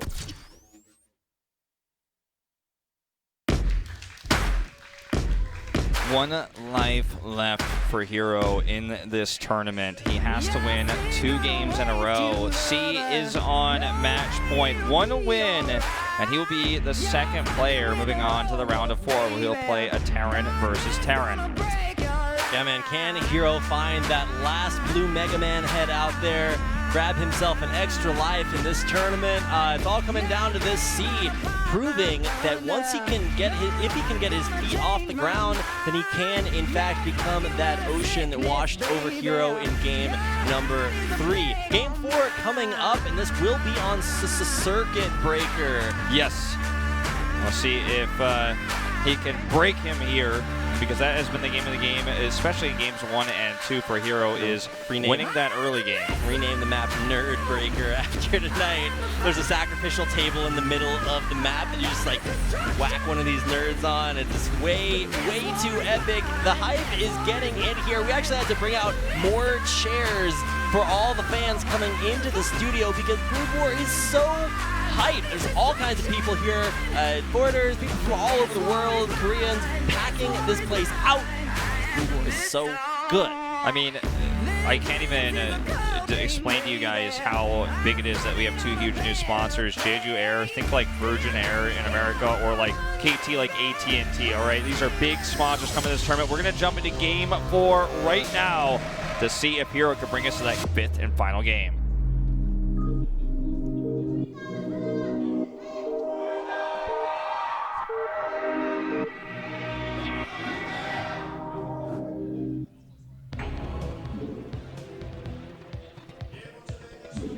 Circuit Breaker is our map here, and to the bottom right in purple, the Terran on match point. It is C. Very royal member, not a royal rotor, but he is out there in the royal colors. In the bottom left, in the blue, this is our Zerg Hope, the final hope for the Hive Mind. This is Hero. Overmind is at home rooting for him. That's true. Overmind's like forcing all the little Zerglings to cheer for him. Clapping all his different tentacles together. Well, we'll see if he can survive here on Circuit Breaker. This is the original version, not the Neo version. Yep, so this map is actually kind of similar to Overwatch. It's a big map with bases all around the outside of it. So think very similar. You've got gas at your natural, but not at your third. So actually a fairly similar match to be played. We'll see how this plays out. Now they're not at cross spawns, but they are close horizontally. That's Wolf right there with the microphone. Yeah, that's me. He said he came to watch me, not actually Into the Rainbow, the caster that he's actually referring to. But yeah, this is like, I just want to stress again before we get into this early game, because early game of Brood War takes quite a bit of time, and we're like casting a lot of Legacy of the Void. That game ramps up so fast. We'd already, like, an Oracle will be already flying across the map right now. The studio is packed. In fact, there's almost no space left to sit in the studio right now. They're gonna come take my chair from me? Yeah, they could, man. It's totally possible. But this is an awesome tournament. This is really, you know, like a decade and a half of history in this game. I think it's almost 20 years old. Yeah, at this point. It's the longest standing esport of all time, and it's still standing, and not only standing but growing right now in Korea. So tell your friends about this tournament. Tell them that Brood War is back, baby. This is what happened to me when I get to college. People told me I only had one growth spurt, and then I hit another one, and now I'm just like freakishly oversized, my giant orangutan arms and stuff. This is the second growth spurt for Brood War, and it's actually just so sick to be a part of that. Now talking about the opening builds and exactly what's going down here, we are going to see, I think that's barracks before CC, but this drone actually doing what most probes do in other versions, trying to block this CC from being built. Doesn't actually work against Terran because they can just build it somewhere else, but it's a nice little delay. It's still important. Obviously, you want to build your CC on its actual mineral pad so you can avoid that lift time because it takes a while. Okay, now that drone actually tried to block the ramp and keep the SCV from getting in, but the SCV was actually able to just barely glitch past it and make it into the base, so it's going to be a full scout there. A macro hatch actually already being thrown down, and we should see a third hatchery being placed here relatively soon. Looks like the Marines are going to chase and kill that. Looks like they're trying to find it. Looks like he's sending it over to look for that Overlord potentially that's there. He's not finding anything with those Marines currently. But yeah, I think he's going to wait a little bit longer on that third hatch as it turns out. Ling's over here going to kill this SCV. And by third hatch, we mean the third mining base. This is the third hatchery built, but we kind of refer to that as a macro hatchery because it helps you it just gives you larva simply to right. There's build no units. injects in Brood War, so you actually, if you just build only bases that have minerals at them, then you're just not going to have enough units. So you have to build macro hatcheries, and it is very strategy specific. Now, this is a very early kind of cool push in here from C. It's not designed to kill Hero, but it is designed to just maybe weaken his army a little bit and take out some Zerglings. But a nice surround here should be able to get at least a few of these Marines killed off there. Got another good surround there, and actually a great way of dealing with that. C gets a lot of his early army picked off. Yeah, not a very effective push there. Definitely did gauge how many Lings were out, I suppose, and could have done more if we'd seen a little more of a greedier build from Hero. But as it is, he's just going to go for that 3-hatch lair with no third base yet. I actually wish double bridges were more popular in map design because you can do things like that. If you try to clog up one half of the bridge, then you can just go around the other half and flank like that. So really, really cool way that Hero used the map to clear out some of those early Marines. But there is another bio ball pushing out. Yeah, and you could see he was thinking about making a creep colony there, but he decided not to with his drone, so he does not have the potential to make that sunken. The SCV is kind of baiting these Lings now away, and he's trying to catch and surround that SCV is failing to. But he's trying to get these Lings perhaps over to where the Marines are while hiding those. If he can, hit this really hard here at the natural, well, there's no sunken. If there's, too many drones, not enough Lings, he just could steamroll and win the game. I mean, this is starting to be really intense. He's hitting a lot of these Marines. The SCV here is always, keeping track of the Lings. He also knows that Link speed is done now. And Stim is going to be done very soon. The Academy's finished. Looks like instead of committing earlier, he's just going to follow up with that push that we've talked about so many times at these close spawns by horizontal. And he's going to have medics shortly. A few idle drones here, but this just shows the difficulty of Brood War. That's right. Your drones do not automatically mine. You have to send them by going back to your hatcheries and clicking on them. Now, very, very crucial for Hero to use those Zerglings to keep track of exactly how much bio there is out on the map. Previously, C had actually hidden some of those Marines, but now I believe that is his entire Marine force there. So, yep, he saw this with his Lings too, that the speed is so important to help deal with this. Obviously, it's going to help you fight as well. But he's kind of running forward and checking. He's like, how many medics do you have? Are you sneak any fire bats into that? Yeah, What's there's going actually on? a cheeky fire bat right there. Just one random fire bat. Fire bat's actually so cool. He's also really good at Hearthstone, by the way. Yes. So nice to see at least one mixed in. The area of effect damage from those is actually insane. So he's trying to catch the rhythm there on the Zerglings and stim preemptively if they were running at him. Would have been able to take them out, but didn't work out that way. So Hero saves his Lings and does scout out everything that's there. Now the Spire is done. Mutas are about to pop. As you can see, the Observer knows that timing as well. Sees them even spawn here. And he does have 2 creep colonies ready at the front. He hasn't made them into Sunkens yet, which is cool because he doesn't need to spend all that money to actually commit to the defense until it's absolutely necessary. Now these Marines here are going to be slowed by these Mutas. A huge stem, and forcing these medics to heal right now. So a huge stem goes off. And he's trying to just kind of buy time for this push. At the same time, there is a hatchery in place at the top left. So that drone making that hatchery at the main we were talking about is really, really awesome here to see him get away with this time, at least initially. He, again, is going to have the same problem that he had last game where he has to get the Hydros down, get those Lurkers ready. Yep. You have to get the Lurkers there on time. We saw what happened in game number 3 when you don't have those Lurkers there in time. You get broken, you get busted, and that is one surefire way to lose the game. So do need to watch that Lurker timing and see if they come out on time this time. Yeah. time. Had to say it again. Well, we'll see if he actually goes for that or if he wants to pressure here more at the front. Obviously, he is getting he's getting a Queen's Nest pretty early this time, but he has the Lurker aspect being researched right now. So he's going for a quick hive, and that's going to allow him defense here of his base as he wants to get the Defilers out. And back at home, I mean, we don't have much of a shot of what C is doing, but based on his bio army here, I think he's probably continuing that. Well, probably starting to tech towards that science vessel. Stimming the fire bat towards the Mutalisk actually is not scary at all. And yeah, like you mentioned, much like my life, Hero doesn't actually know what's going on back at C's home, so not actually a lot of information to go off of. Does need to get some scouting out there and see what's up. Zergling's getting caught out there. Look at that collapse by all that M&M. And that's not one hotkey too, guys. That's not a 1T move there. He has to grab and box all those and make sure they're all stemmed. Nice grab on the fire bat there. Well, I guess just ended up being the ugly duckling of this army. These Lurkers morphing out in the middle of the map. Now, you can start to see Hero actually expanding across the map, and this is a very similar situation to what we saw in the last game. Can Hero hold on to this expansion base up in the upper right? Well, this time he has the Lurkers ready, so I think he's going to have a much better time. He's doing the same thing that he did in the previous set where he's trying to buy time, trying to force stims and slow this army down.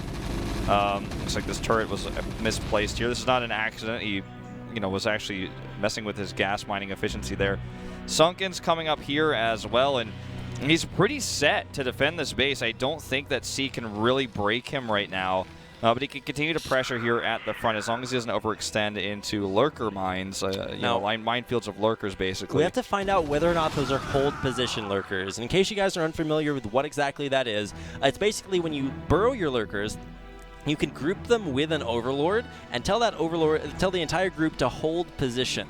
Now what that does is it means that the Lurkers will not automatically shoot spines, so it's kind of like burrowed Banelings. There's no indication that they're there. The army walks on top of them, and then you unhold position them, and everything dies on top. Yeah, so it's the closest thing to Baneling burrows that we have in Brood War. I'm glad that you made that comparison. Now it's like moving forward here, not all of this bio is here in time. The siege tanks sieging up, and the Lurkers are on top of them. A scan does go out. Yeah.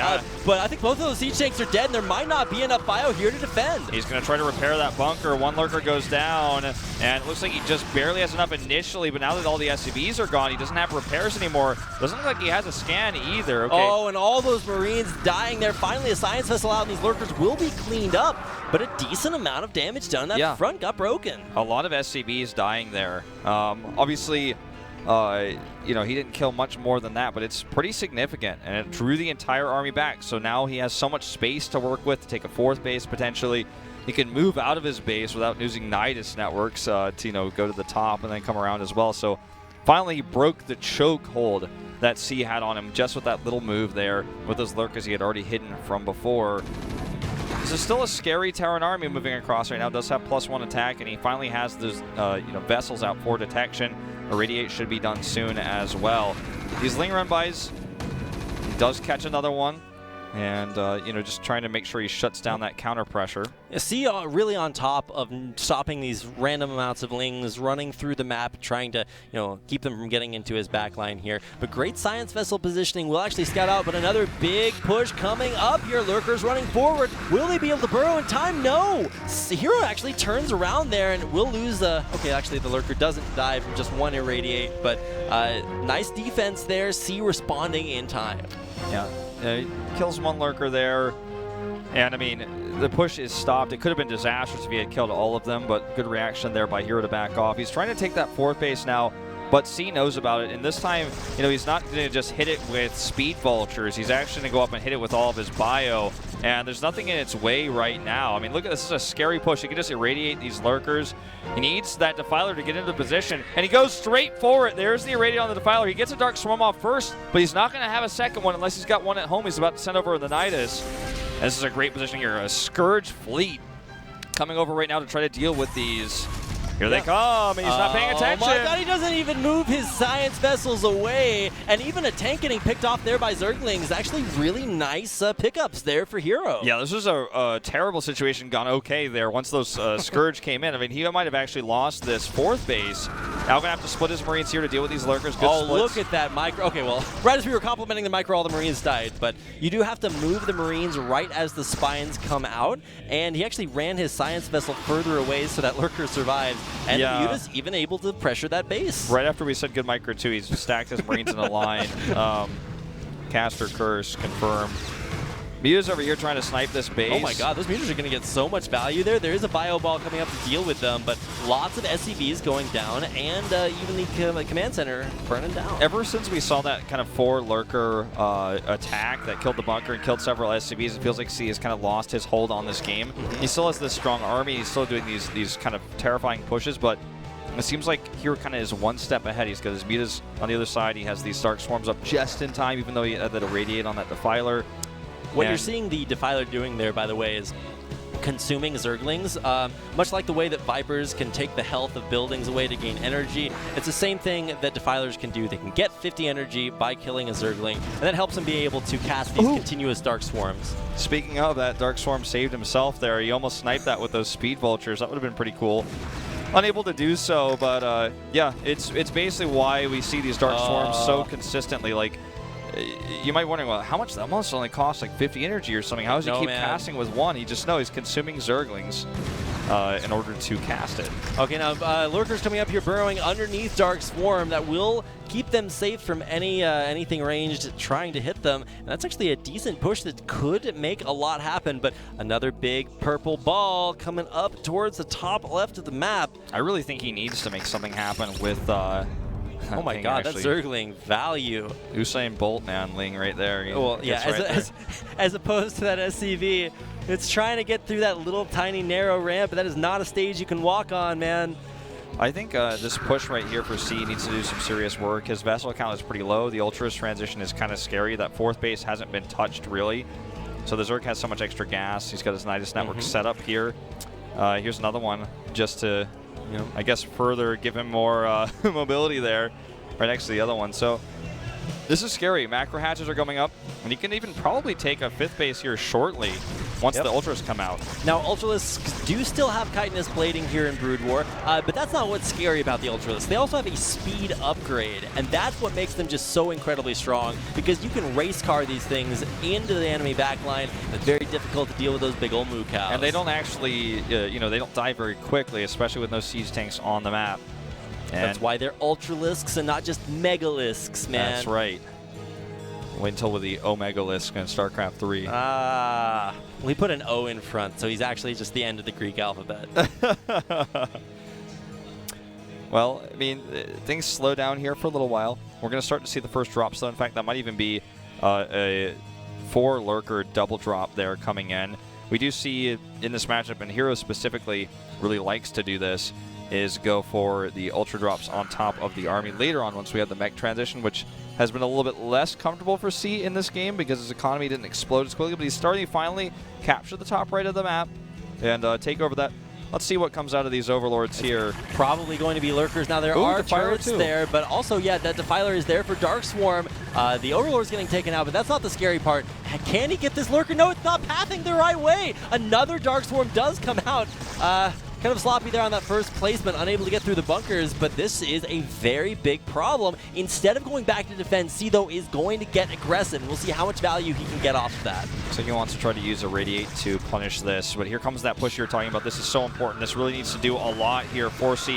He's going to go ahead and fight these Lings. They didn't have his lurkers burrowed. Yeah, the Lings are fully upgraded here. Ultras pops out of the Nidus Canal, and you can see the Lings go down very quickly, but the Ultra is going to take a little bit longer to kill. Another one pops out here, but this is a lot of bio. Ultralisks getting a lot of value done. There's a second one which should be able to clear that up. Now, Ultralisks do not deal splash damage here. They're just insanely strong. So yeah, they do a lot of single target damage. And, they just don't die. They have a large health pool and a lot of armor. Now using the Scourge. Oh, D-Matrix on the Science Vessel to try to keep it alive. I think he still got one. But nice little bit of micro there to try to keep those Scourge from being effective. Yeah. Now, I'm not sure if those Overlords moving was a Doom drop or not. I didn't see them load up, so I think they're just regular No, I think they are actually going to be. I think they are loaded up. I think you're right. This Ling attack over here. Oh, he's actually targeting down the mines. Okay, well, he missed that one, but great micro. Oh my god. That was really impressive. That's pretty rare and actually pretty hard to pull off. Oh my god, he's doing it again. World? Holy cow, that is so hard to do. Insane. If you guys thought splitting against Widow Mines was cool, I mean, that is, I know you don't understand why if you're like surprised by me saying this, but that's impressive what we just saw there.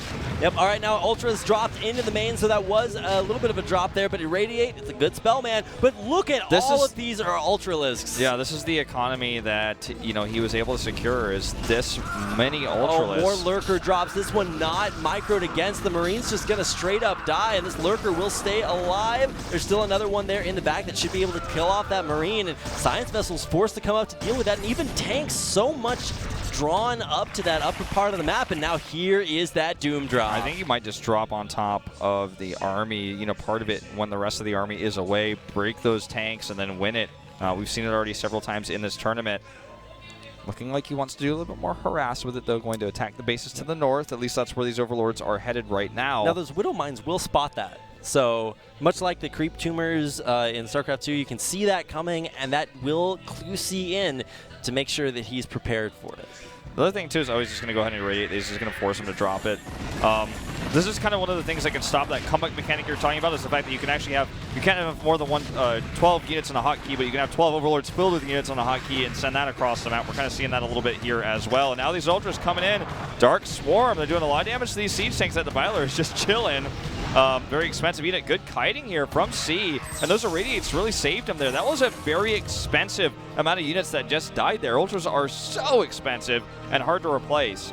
Yeah, and we talked about how those Spider Mines scouted out that drop. Immediately, C reacts appropriately, irradiates the Overlords, has tanks in position, but another drop coming in. We'll see how effective this is. Only one turret up there, and C starting to have to worry about this drop all over on top of his tanks. There is Dark Swarm out there. Ultras on the ground. Ling's on the ground, too, and Lings do so much damage when they have the Adrenal Gland upgrade. Oh, We're going to see that. flake in here on all of C's tanks. Everything going to get cleared up on the ground. This is so bad for C. He's losing so many expensive tanks. He's losing some of his production here. Cracklings in the main. So much damage, and this might just be GG. We're going to a game 5 here. Very impressive play in that game. That's the difference between holding that third base and losing it. What you gain from that, the foothold that could be granted from having those Lurkers in position. I do feel the real turning point was when those 4 Lurkers ran up, hit the SCVs, forced C's army back, allowed them to take a 4th base, and C really never recovered after that. Yeah, exactly. He couldn't hit any more deep pressure. You know, he was never able to do more damage after that. And that's what the Terran has to do. You know, very similar to StarCraft 2. If the Zerg is running around and you're just defending, you're probably losing. That is very true. It can work out if you can make a push across the map, but C really could never do that. And towards the end of that game, Hero just going Super Saiyan. He was able to snipe out mines by individually targeting them with multiple Zerglings. He was able to do that multi-drop style. The first one was defended successfully, but Hero just kept on making it happen. Too much for C to deal with, and ultimately that gave Hero the game. Your brain would explode if I showed you what that looked like, what he was doing with his control there. If you just move command the Lings, they will die, they will blow up, so you have to grab like 4 and click on the mine, which is, by the way, moving like crazy, as you guys can see, and blow it up before it actually uses its attack, which, you know, is its self-destruct. But when it is killed itself, it doesn't do the damage. So very impressive there. Guys, do tell your friends about this. Tell them to get into this channel, because we are going to have an epic 5th and final game, the rematch on Fighting Spirit, after a short commercial break.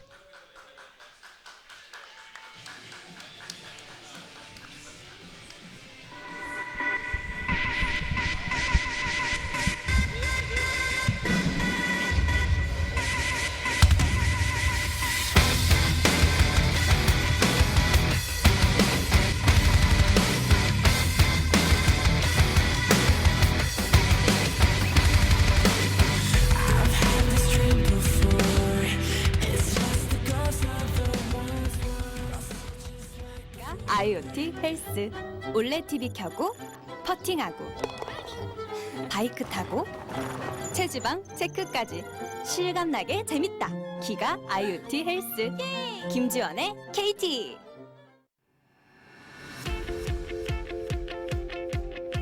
네, 여러분 안녕하세요. 2016년 제주항공 모델 송중기입니다.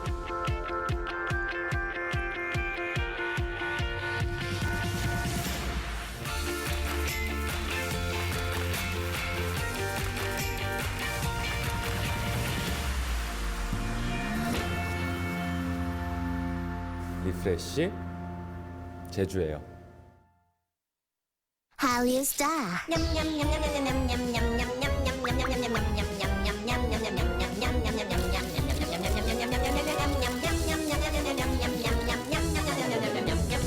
Every day. 여기요. 대결의 룰을 아십니까?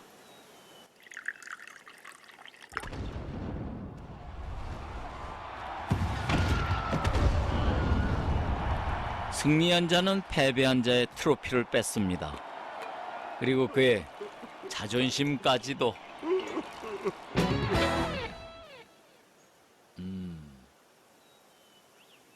클래시 로얄. 이 인형이 너의 슬픔을 씻어줄 것이다.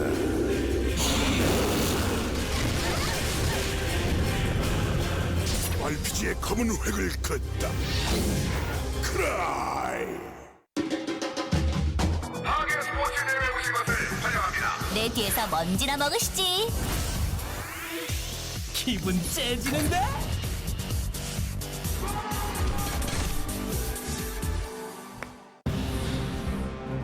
질서와 수호를 위해서라면 마귀의 화염이 누구도 나를 막을 순 없어. 방해하겠다면 전부 부숴주지.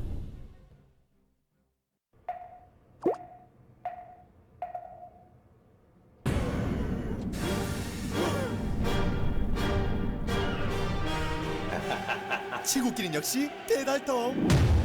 배달의 힘 배달통.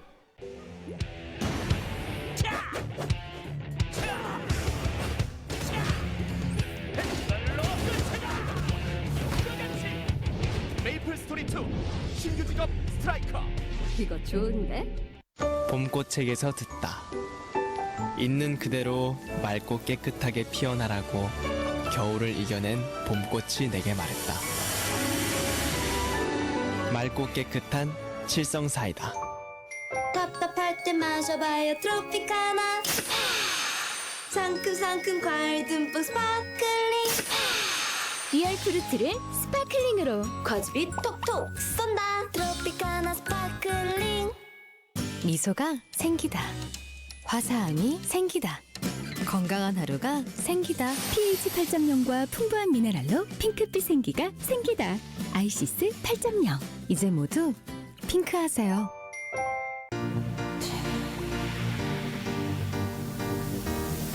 스타일 상쾌하면 되는 거야. 상쾌함의 높이가 다르다. Stylish Sparkling Water 롯데 트래비. 메신저의 혁신입니다. 이런 실시간 라이브 움짤 기능은 지금 스노우앱에서밖에 없죠. 굉장히 많은 팬분들이 영상 메시지와 메신저를 보내주고 계십니다. 아프리카 원탑 역캠답게 이설이라고 메시지가 왔는데 길 가다 만나지 마라. 길 가다 만나지 마라고. 느낌 있죠? 리본 하나 찬 다음에 딸랑딸랑 고양이 섹시합니다. 외쳐 스노우. 라마. 오호, 물로 지금 거의 뭐 수분을 그냥 갖다 들이붓는 것 같아요. 자, 바른 쪽과 안 바른 쪽입니다. 차이 보여드릴게요. 내가 발라봤는데 개편해. 앞으로 그냥 나도 찍어 발라야 될 것 같아요. 잘 봐요. 자, 이렇게 깔끔하게 아래쪽만 다듬어도 선이 딱 살아있잖아요. 선 라인 자체가. 잠깐만. 이런 느낌이구나. 허허. 오늘 여러 가지 제품들 올리브영에서 제가 지금 제품을 받아서 사용을 해봤는데 굉장히 좋은 것 같아요. 올리브영 제품이 짱인 것 같습니다.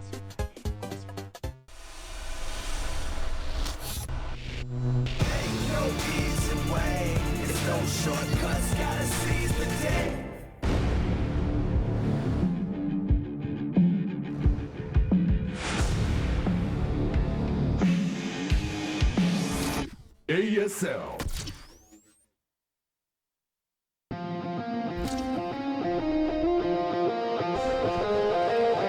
This round of 8 match will now come down to one final game on our repeat map, Fighting Spirit. My name is Wolf, with me is Rapid, and we are going to bring you that 5th and final game to decide who will be the second player to advance to the semifinals. That is very much. That is very much. That's very right, Wolf. And much like the life of lonely gorillas, one nerd will not make it out alive tonight. This is it. One final map. It's a rematch on Fighting Spirit to determine which player will move on to the round of 4. It's all down to this one last game. The first time we had this, it was Hero who did like a little bit of an all-in tactic against C. C defended. The game was over. We'll see if we get different spawning locations this time, as we are playing on the 1.3 version of Fighting Spirit here, or if we're going to be going into a very similar game.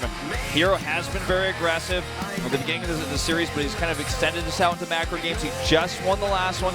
Momentum is in his favor. But guys, tell your friends to get into this channel, because it all comes down to this 5th and final game on Fighting Spirit. C versus Hero. Let's do it.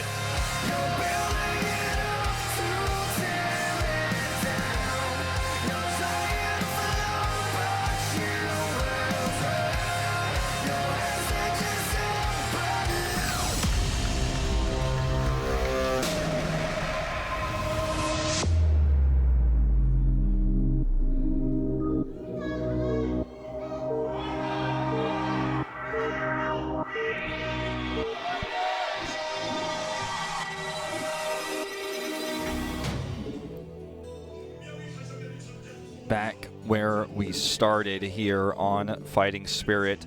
To the bottom left, in orange, the Terran, it is C. And our Zerg player in the red. On the bottom right of Fighting Spirit, this is Hero. Very heroic performance there in game number 4 to take us all the way, going the distance. This is the Usain Bolt of Brood War, going all the way to the finish line. Who's going to cross it first? Hero looked great, and on a kind of a similar map, as long as we don't see another one of these rushes, I don't know if you can really go that Super Saiyan, as it's pretty vascular, man.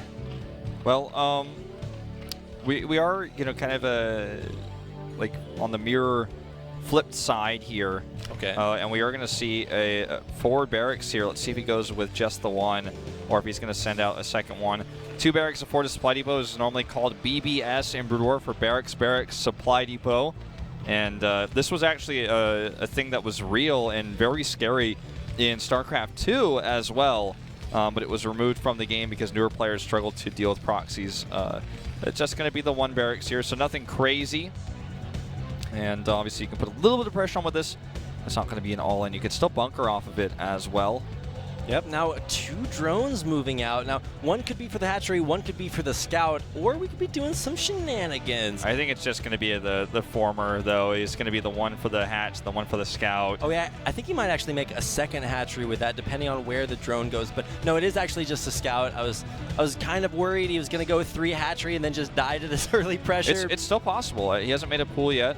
And the drone is going to top right. It might be, okay, I don't know where you are, but I'm going to make this hatch. The Overlord is actually about to scout C's position. And he does go all the way in there. There's a spawning pool first, but the drone may kind of camp out there. Nope, going to go for the safer scout. And he's pulling these Marines. This Overlord is going to check. No, the Overlord stopped, and it won't see this barracks. So the Overlord right now is scouting out that he hasn't really seen anything so far. So the drone actually is going to go scout the upper left of the map, or not. It's actually just coming down. But without scouting these early Marines. SCVs. Yeah, I'm talking about. He's going to bunker this. It's just 1 barracks. Now, the drones have to be pulled here. He's putting it all on the line here in this 5th and final game. Drones are pulled, leaving only 2 to mine. He has several SCVs to back this up, though, so this bunker, he needs to kill it. Looks like he's going to push this back for now. SCVs at the front, they have 60 hit points. They have way more health than drones, so they can actually fight really Surrounding well. those Marines. One's going down. There is another one in the back. It's actually kind of low health, and it's going to go down there as well. All the Marines getting taken down. Great drone micro, and the Marines are dead. And that one drone gets away with 10 health as well. This is so huge. He goes back for the bunker, though. Lings are in production. The bunker finishes. One more Marine is on the way here. He needs to prevent it from getting the bunker. God. Can he stop this Marine? He's surrounding it with his drones. He's trying so hard. God. Can he block that Marine from the bunker? This is all that matters. The Marine goes down. The Zerglings are out, and Hero has defended this rush. There's no mules in Brood War. All these SCBs have to take the longer path home. The drones are already back mining at 2 hatcheries versus the 1 CFC. Not that he had all of his units gone the whole time. This is still recoverable from. The bunker gets done just in time. But this is still a great position for Hero, as that bunker, it can't be salvaged in this game, and this barracks is not building Marines. He has to rely on the 1 Marine for this entire time until that lands and keeps making. The one true Marine. He's actually going to go for the attack. He knows there's only 1 Marine. Buzz. There's not enough damage from that bunker, and these Zerglings are going to kill off all of these SCVs. The game could just end right now. I just spilled hot water all over myself because this is so hype. This actually might just do it with the Hero running in with these Lings now. Only 2, so not going to end immediately. He also had 3 Marines. He looks like he stopped rallying Marines earlier and kept them at home before the barracks had to be lifted. I thought he had 1 in there. It's kind of hard to tell from looking on the outside, so that really saved him big time. If he only had 1, I think that game just ended, or would have just ended there. So he survives. He needs to make a second CC. He does make it. It's going to be deflected, that Ling, by that bunker there. Still finding more SCB scouting here with this one. And it's going to be a tough transition here for C because he's got a really weak economy. The lair is already on the way. There's nothing he can do about that. Oh my God, this is lair versus 1.5 bases.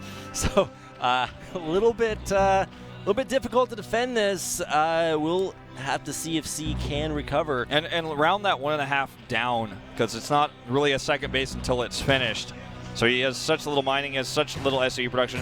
This will get killed. That's pretty huge. So it's not scouting the lair, and that's actually a really big deal. I think he has to know it's coming, though. He has to be ready for this. And I think the scary thing is that he's trying to get barracks up to survive any follow-up push. He needs to get an eBay up, too. But it could just be a quicker tech into a lurker push. If he... That's the scary thing. That's why he has to keep scouting. He's hoping he can see whether it's a Spire or a Hydralisk Den, because if it's a Spire, he needs to have the eBay. If it's lurkers, he needs to have the Academy, needs to have the ComSat scanner. And if he commits to the wrong type of defense, he's going to have a tough time. I mean, the Terran always, this is kind of a thing they have to think and worry about. But in this case, where he's already so far behind, it could actually be game-ending. It is going to be the Spire tech here, which is something that Hero has been favoring in most of the games we've seen from him tonight in this matchup. Now, killing your opponent in Brood War is actually incredibly difficult.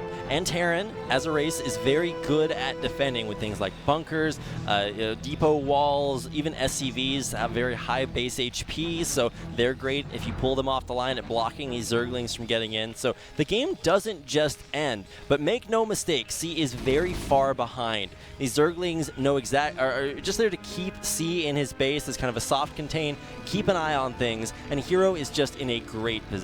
Yeah, this game may end up looking in a different way, very similar to Game 2, where Hero just kind of dominated with that Mutalisk attack versus the very ill-prepared C who tried to get Valkyries out to defend. We'll see if this works out. He is getting that Academy up. He will have it in time. I don't know if he got an eBay or not. I think he's building one. I didn't see what the other building was. It must be an eBay. If so, he's going to need to get those turrets up right away, as the Spire is going to finish very shortly here.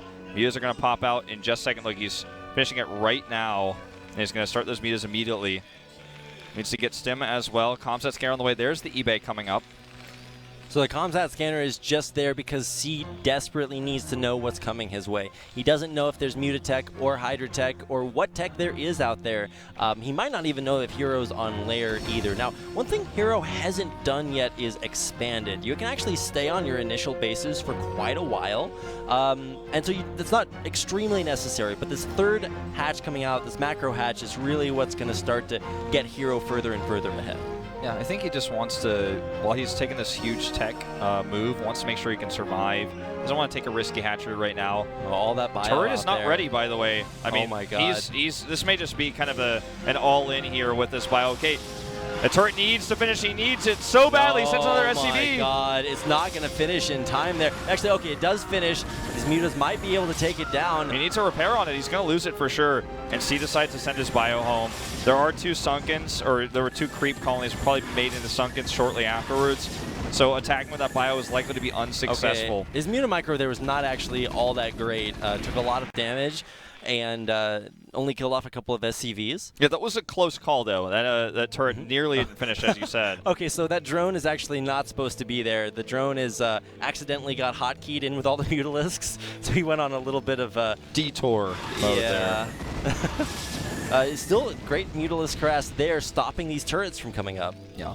So looks like something is at the top right. So still an Overlord, I think, not the drone. Right. So he's not going to take that top right base just yet. It'll be soon. Yeah, that's the Overlord there, confirmed by the Observer. Yeah, and at this point, so we should actually see Hero maybe try to take additional bases. And I think so, right? Because, I mean, he hasn't done much with his mutas, and he made so many Sunkens here at the front that he can't be broken. What are those? So I think he's trying to defend against the only option that C has to win, and that's another all-in that catches him off guard. So he just wants to make sure that he doesn't die to that.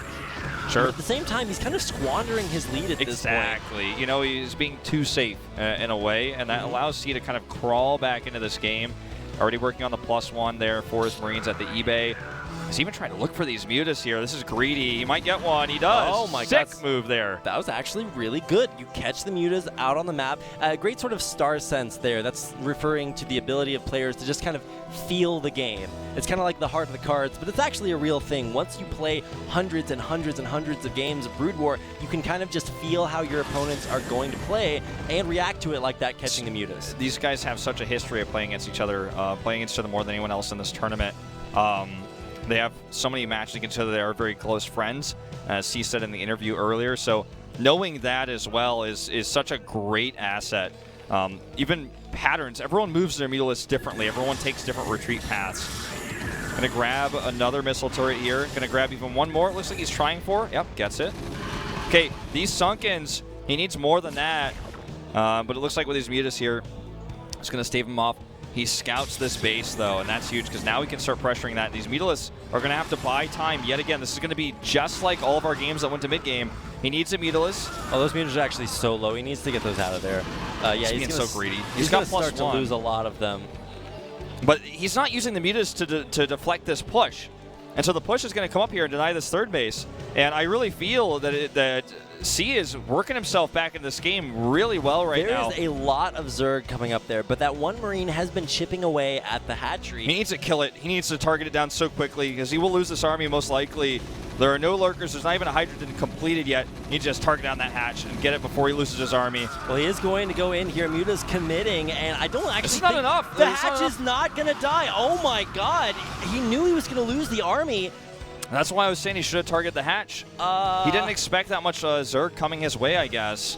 He maybe expected light Mutalisks to slow it down, and that's what he was kind of going for there. But yeah, that's Mutalisks that are low on fat, guys. You do not want to underestimate the Muta count, and I guess he did, and now running Zerglings in there as well to try to draw the fire. These Mutas have +1 too. I mean, they're doing a lot of damage. No upgrades on the Marines as well. And this is another bio ball that just gets left out on the map and taken down. C now has no longer a standing army. This can almost be called like a standing militia, sort of. No, I mean, that's a sitting army. That's a diving dog army down on the ground. Yeah, I mean, this is nasty. Now the third base is up. He's getting lurker aspect. So in StarCraft 2, you research the lurker den. You kind of morph your den, but in this game it's an upgrade for your Hydras. Then your Hydras can morph afterwards. So it takes some time. You don't get it right after your Hydra den, but soon afterwards. It doesn't take a ton of time. You have those lurkers, and then you can defend almost anything on a secondary ramp, or even, you know, just at a choke point. The lurkers are quite powerful there.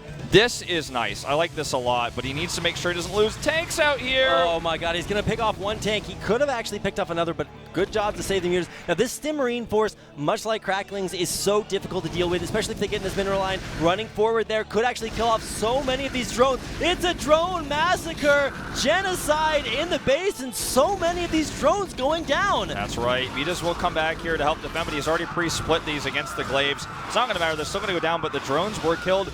And again, I always talk about this. Oh my God, it's a Greater Spire. I did not expect to see that. It got scouted too. It got scouted.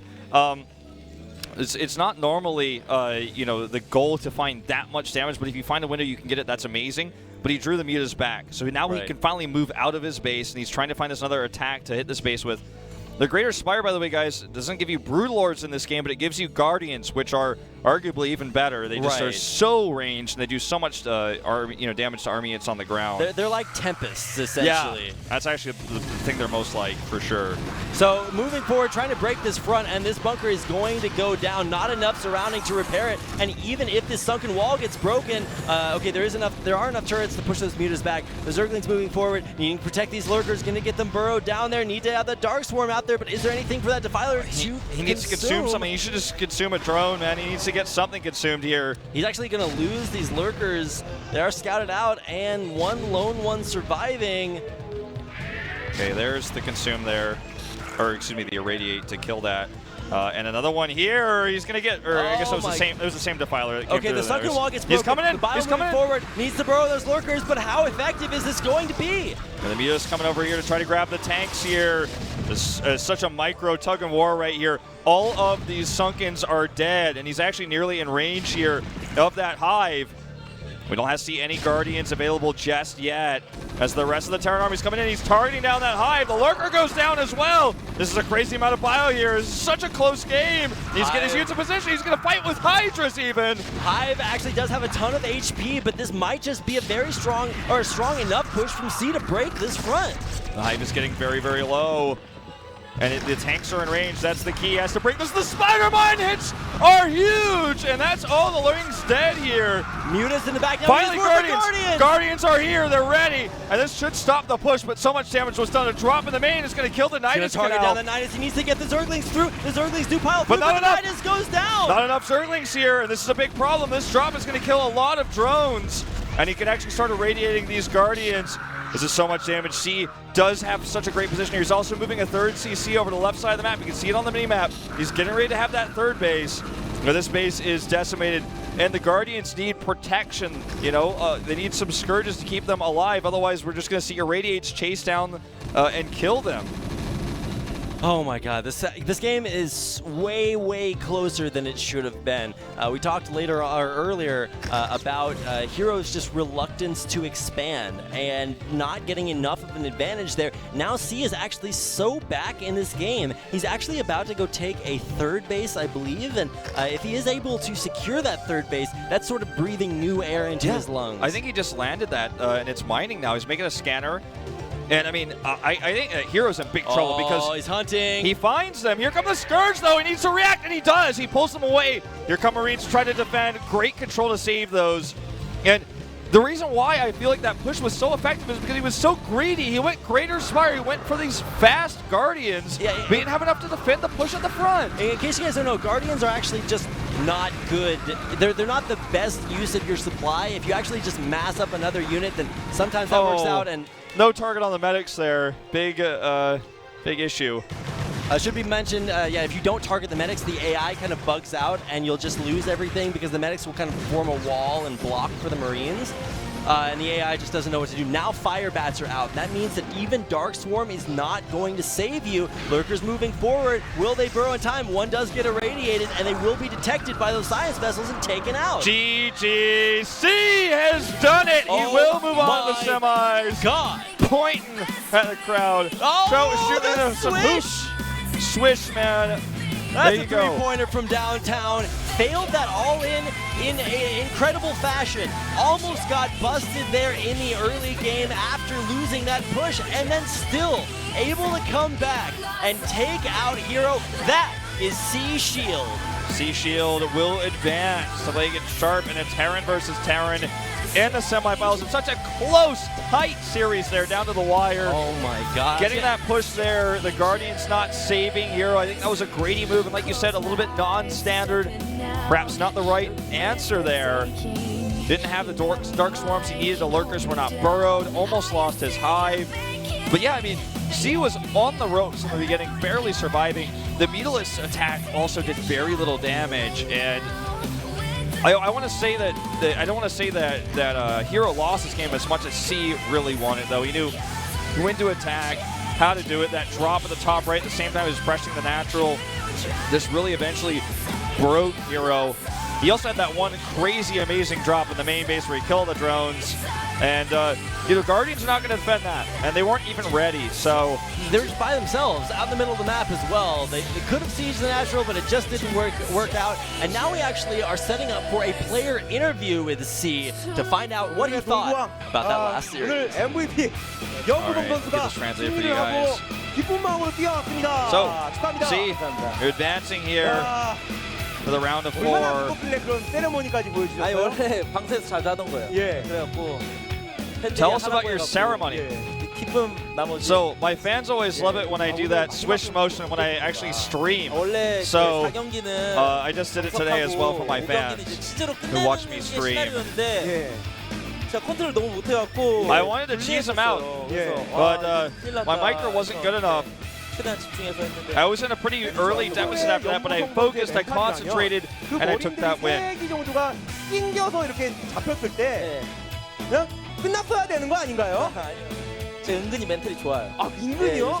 So when the Marines got killed by the drones, he thought the game was over. Talking back to the Rainbow the Caster, and C said, since I've been practicing so hard recently, you know, my mentality is better. I don't give up. 그러면은 오늘 그 이기고 지고였잖아요. 이런 패턴이 계속 흘러갔었는데 사실 좀 일찍 끝내야겠다. It was a tight match tonight, very close. Obviously, you wanted to end the games faster. 나름 신태백 300에서 빌드를 좀 잘 준비했는데 벙커 위치가 좀 아쉽죠. So basically, the first set was easy, and I prepared actually a lot of good strategies. And in the first map, he didn't have to show his strategy because he won the game so early. But on the new map, the second map, 2대0이었죠 그때는. 근데 발키리 컨트롤치가 너무 못해서. 그도 그렇고 my Valkyrie control was pretty bad, and that kind of cost me the game. 그때는 어떤 생각이 들었습니까? 큰일 났다. 이거 생각을 못했어요. 그때는. That's what he was asked just there. 그래서 그 골목길에 벙커를 제가 박았어야 됐는데 그게 실수였어요. 그러니까요. 저글링이 와서. 그 거기로 걸어 들어오면은 큰일 나는데. I actually had to bunker the pathway there. And because I didn't have that set up for the choke point, the links came through. 가는 거잖아요. 일단 4강전에 올랐는데 태태전이에요. Now I'm in the round of 4. It's a Terran versus Terran. It should be really fun. 재밌게 이기게 해야죠. C has already defeated Flash in this matchup in this tournament. So it should be fun, but I obviously want to win. 장바구니에 이제 하나씩 바지부터 해서 셔츠, 뭐 넥타이, 뭐 겉옷까지 다 이제 담아놔도 되나요? 또 이제 제가 잘하는 데가 있어요. 동묘 시장이라고 거기 가서 이제 시장이요? 예. Like, are you gonna? He's like, you said you're gonna buy a suit earlier, like getting a necktie and everything else about it. This one because we were talking about the previous interview when a taste and I were casting, and he advanced, and he said he would buy him a suit. So they're talking about where they're gonna get the suit if he's really serious about it. 연습은 연습 상대가 많이 없어서. Anyone you want to thank? I want to thank myself because I practiced so hard. I did a good job. I didn't have practice partners actually, really, but I practiced alone, you know. And I advanced, and I'm proud of myself. Probably just playing on fish, you know, and seeing what he can get. Getting that practice, you know, against just random other ladder barcodes. So we're looking forward to your round of 4 matches. I hope you make the finals for the first time. And there you have it, StarCraft fans, a 3-2 win for C, a very close best of 5. And I hope that everyone who's watching, you know, if this is your first time watching Brood War, it's a great time to watch Brood War. I mean, so sick. You had like the classic TVZ matchup tonight. We got all 5 games, and it just alternated back and forth. Like, you know, 2 players just trading blows, coming out with better strategies, and a great hold in the end, just showing the tenacious nature of C, able to outlast Hero in that final set. Really, comes down to what he said in the interview too, just his mentality, his mindset. He's not easily broken, even though, everyone's like, I felt like game was over. You and I did too. We were like, well, I mean, he's playing with one hand tied behind his back right now, basically, and he still was able to take that win. And would have really loved to hear what he's thought about the Guardians, but we didn't really get into that in the interview. But Hero tried to be greedy, got punished, but on Sunday at 1 p.m., we have our schedule changed a little bit, so 6 hours earlier than we normally start. It's going to be Jaehyun versus Shuttle in a Protoss versus Protoss. So one Protoss player will advance to the semis no matter what. We just don't know which one. Yep, 50% chance of each player, but 100% chance of the Protoss race living on to fight for Ire another day. And of course, that will be at an earlier time on Sunday. Really, really exciting. Shuttle, great at his time back in the day. Jaehyun, always very solid, but sometimes some kind of random inconsistencies. So we'll have to see if he has what it takes to take out Shuttle. Do you have predictions for this, actually? Who do you think will take this one? I would actually bet on Shuttle. I think he's a much stronger overall player. Jaehyun tends to, choke or make mistakes at clutch moments that lose him the game, so you always have to be a little bit skeptical, but very, very capable. He came out of the hardest group, not because of the players, but because there was that tiebreaker match for Group B, and he was able to come out on top in first place from that group. So still a very impressive showing, and really the current skill levels of these players are not locked down. And speaking of current skill levels, everybody knows where Flash is. He is so good. He's playing a TBT versus Last. Yeah, Last is known for his TBT, and even in StarCraft 2, when Last played temporarily, it was the best Kessel player in OGN's dual bracket when they had the only StarCraft 2 OSL. He looked really good in TBT. Obviously, after that tournament, he switched back to Brood War, the same way that Flash has a little bit later on come back to Brood War here. But we'll see if he can do it. Flash has shown some weaknesses in TBT in the past, but I do feel he is the better player. And I do agree with you. I think that Shuttle should take the PvP, but both of those mirror matchups will be exciting. They're going to be best of fives, and I want everyone in the world watching. So we'll see how many people we can get.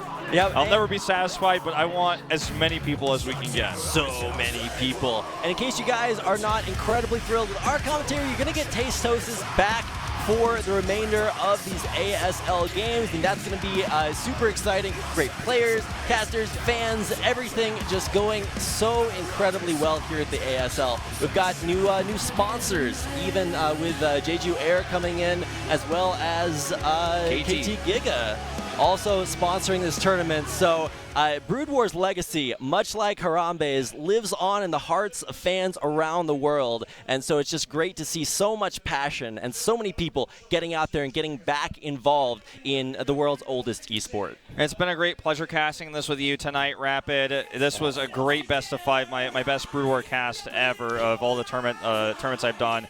Thank you guys so much for watching, and we'll see you next time.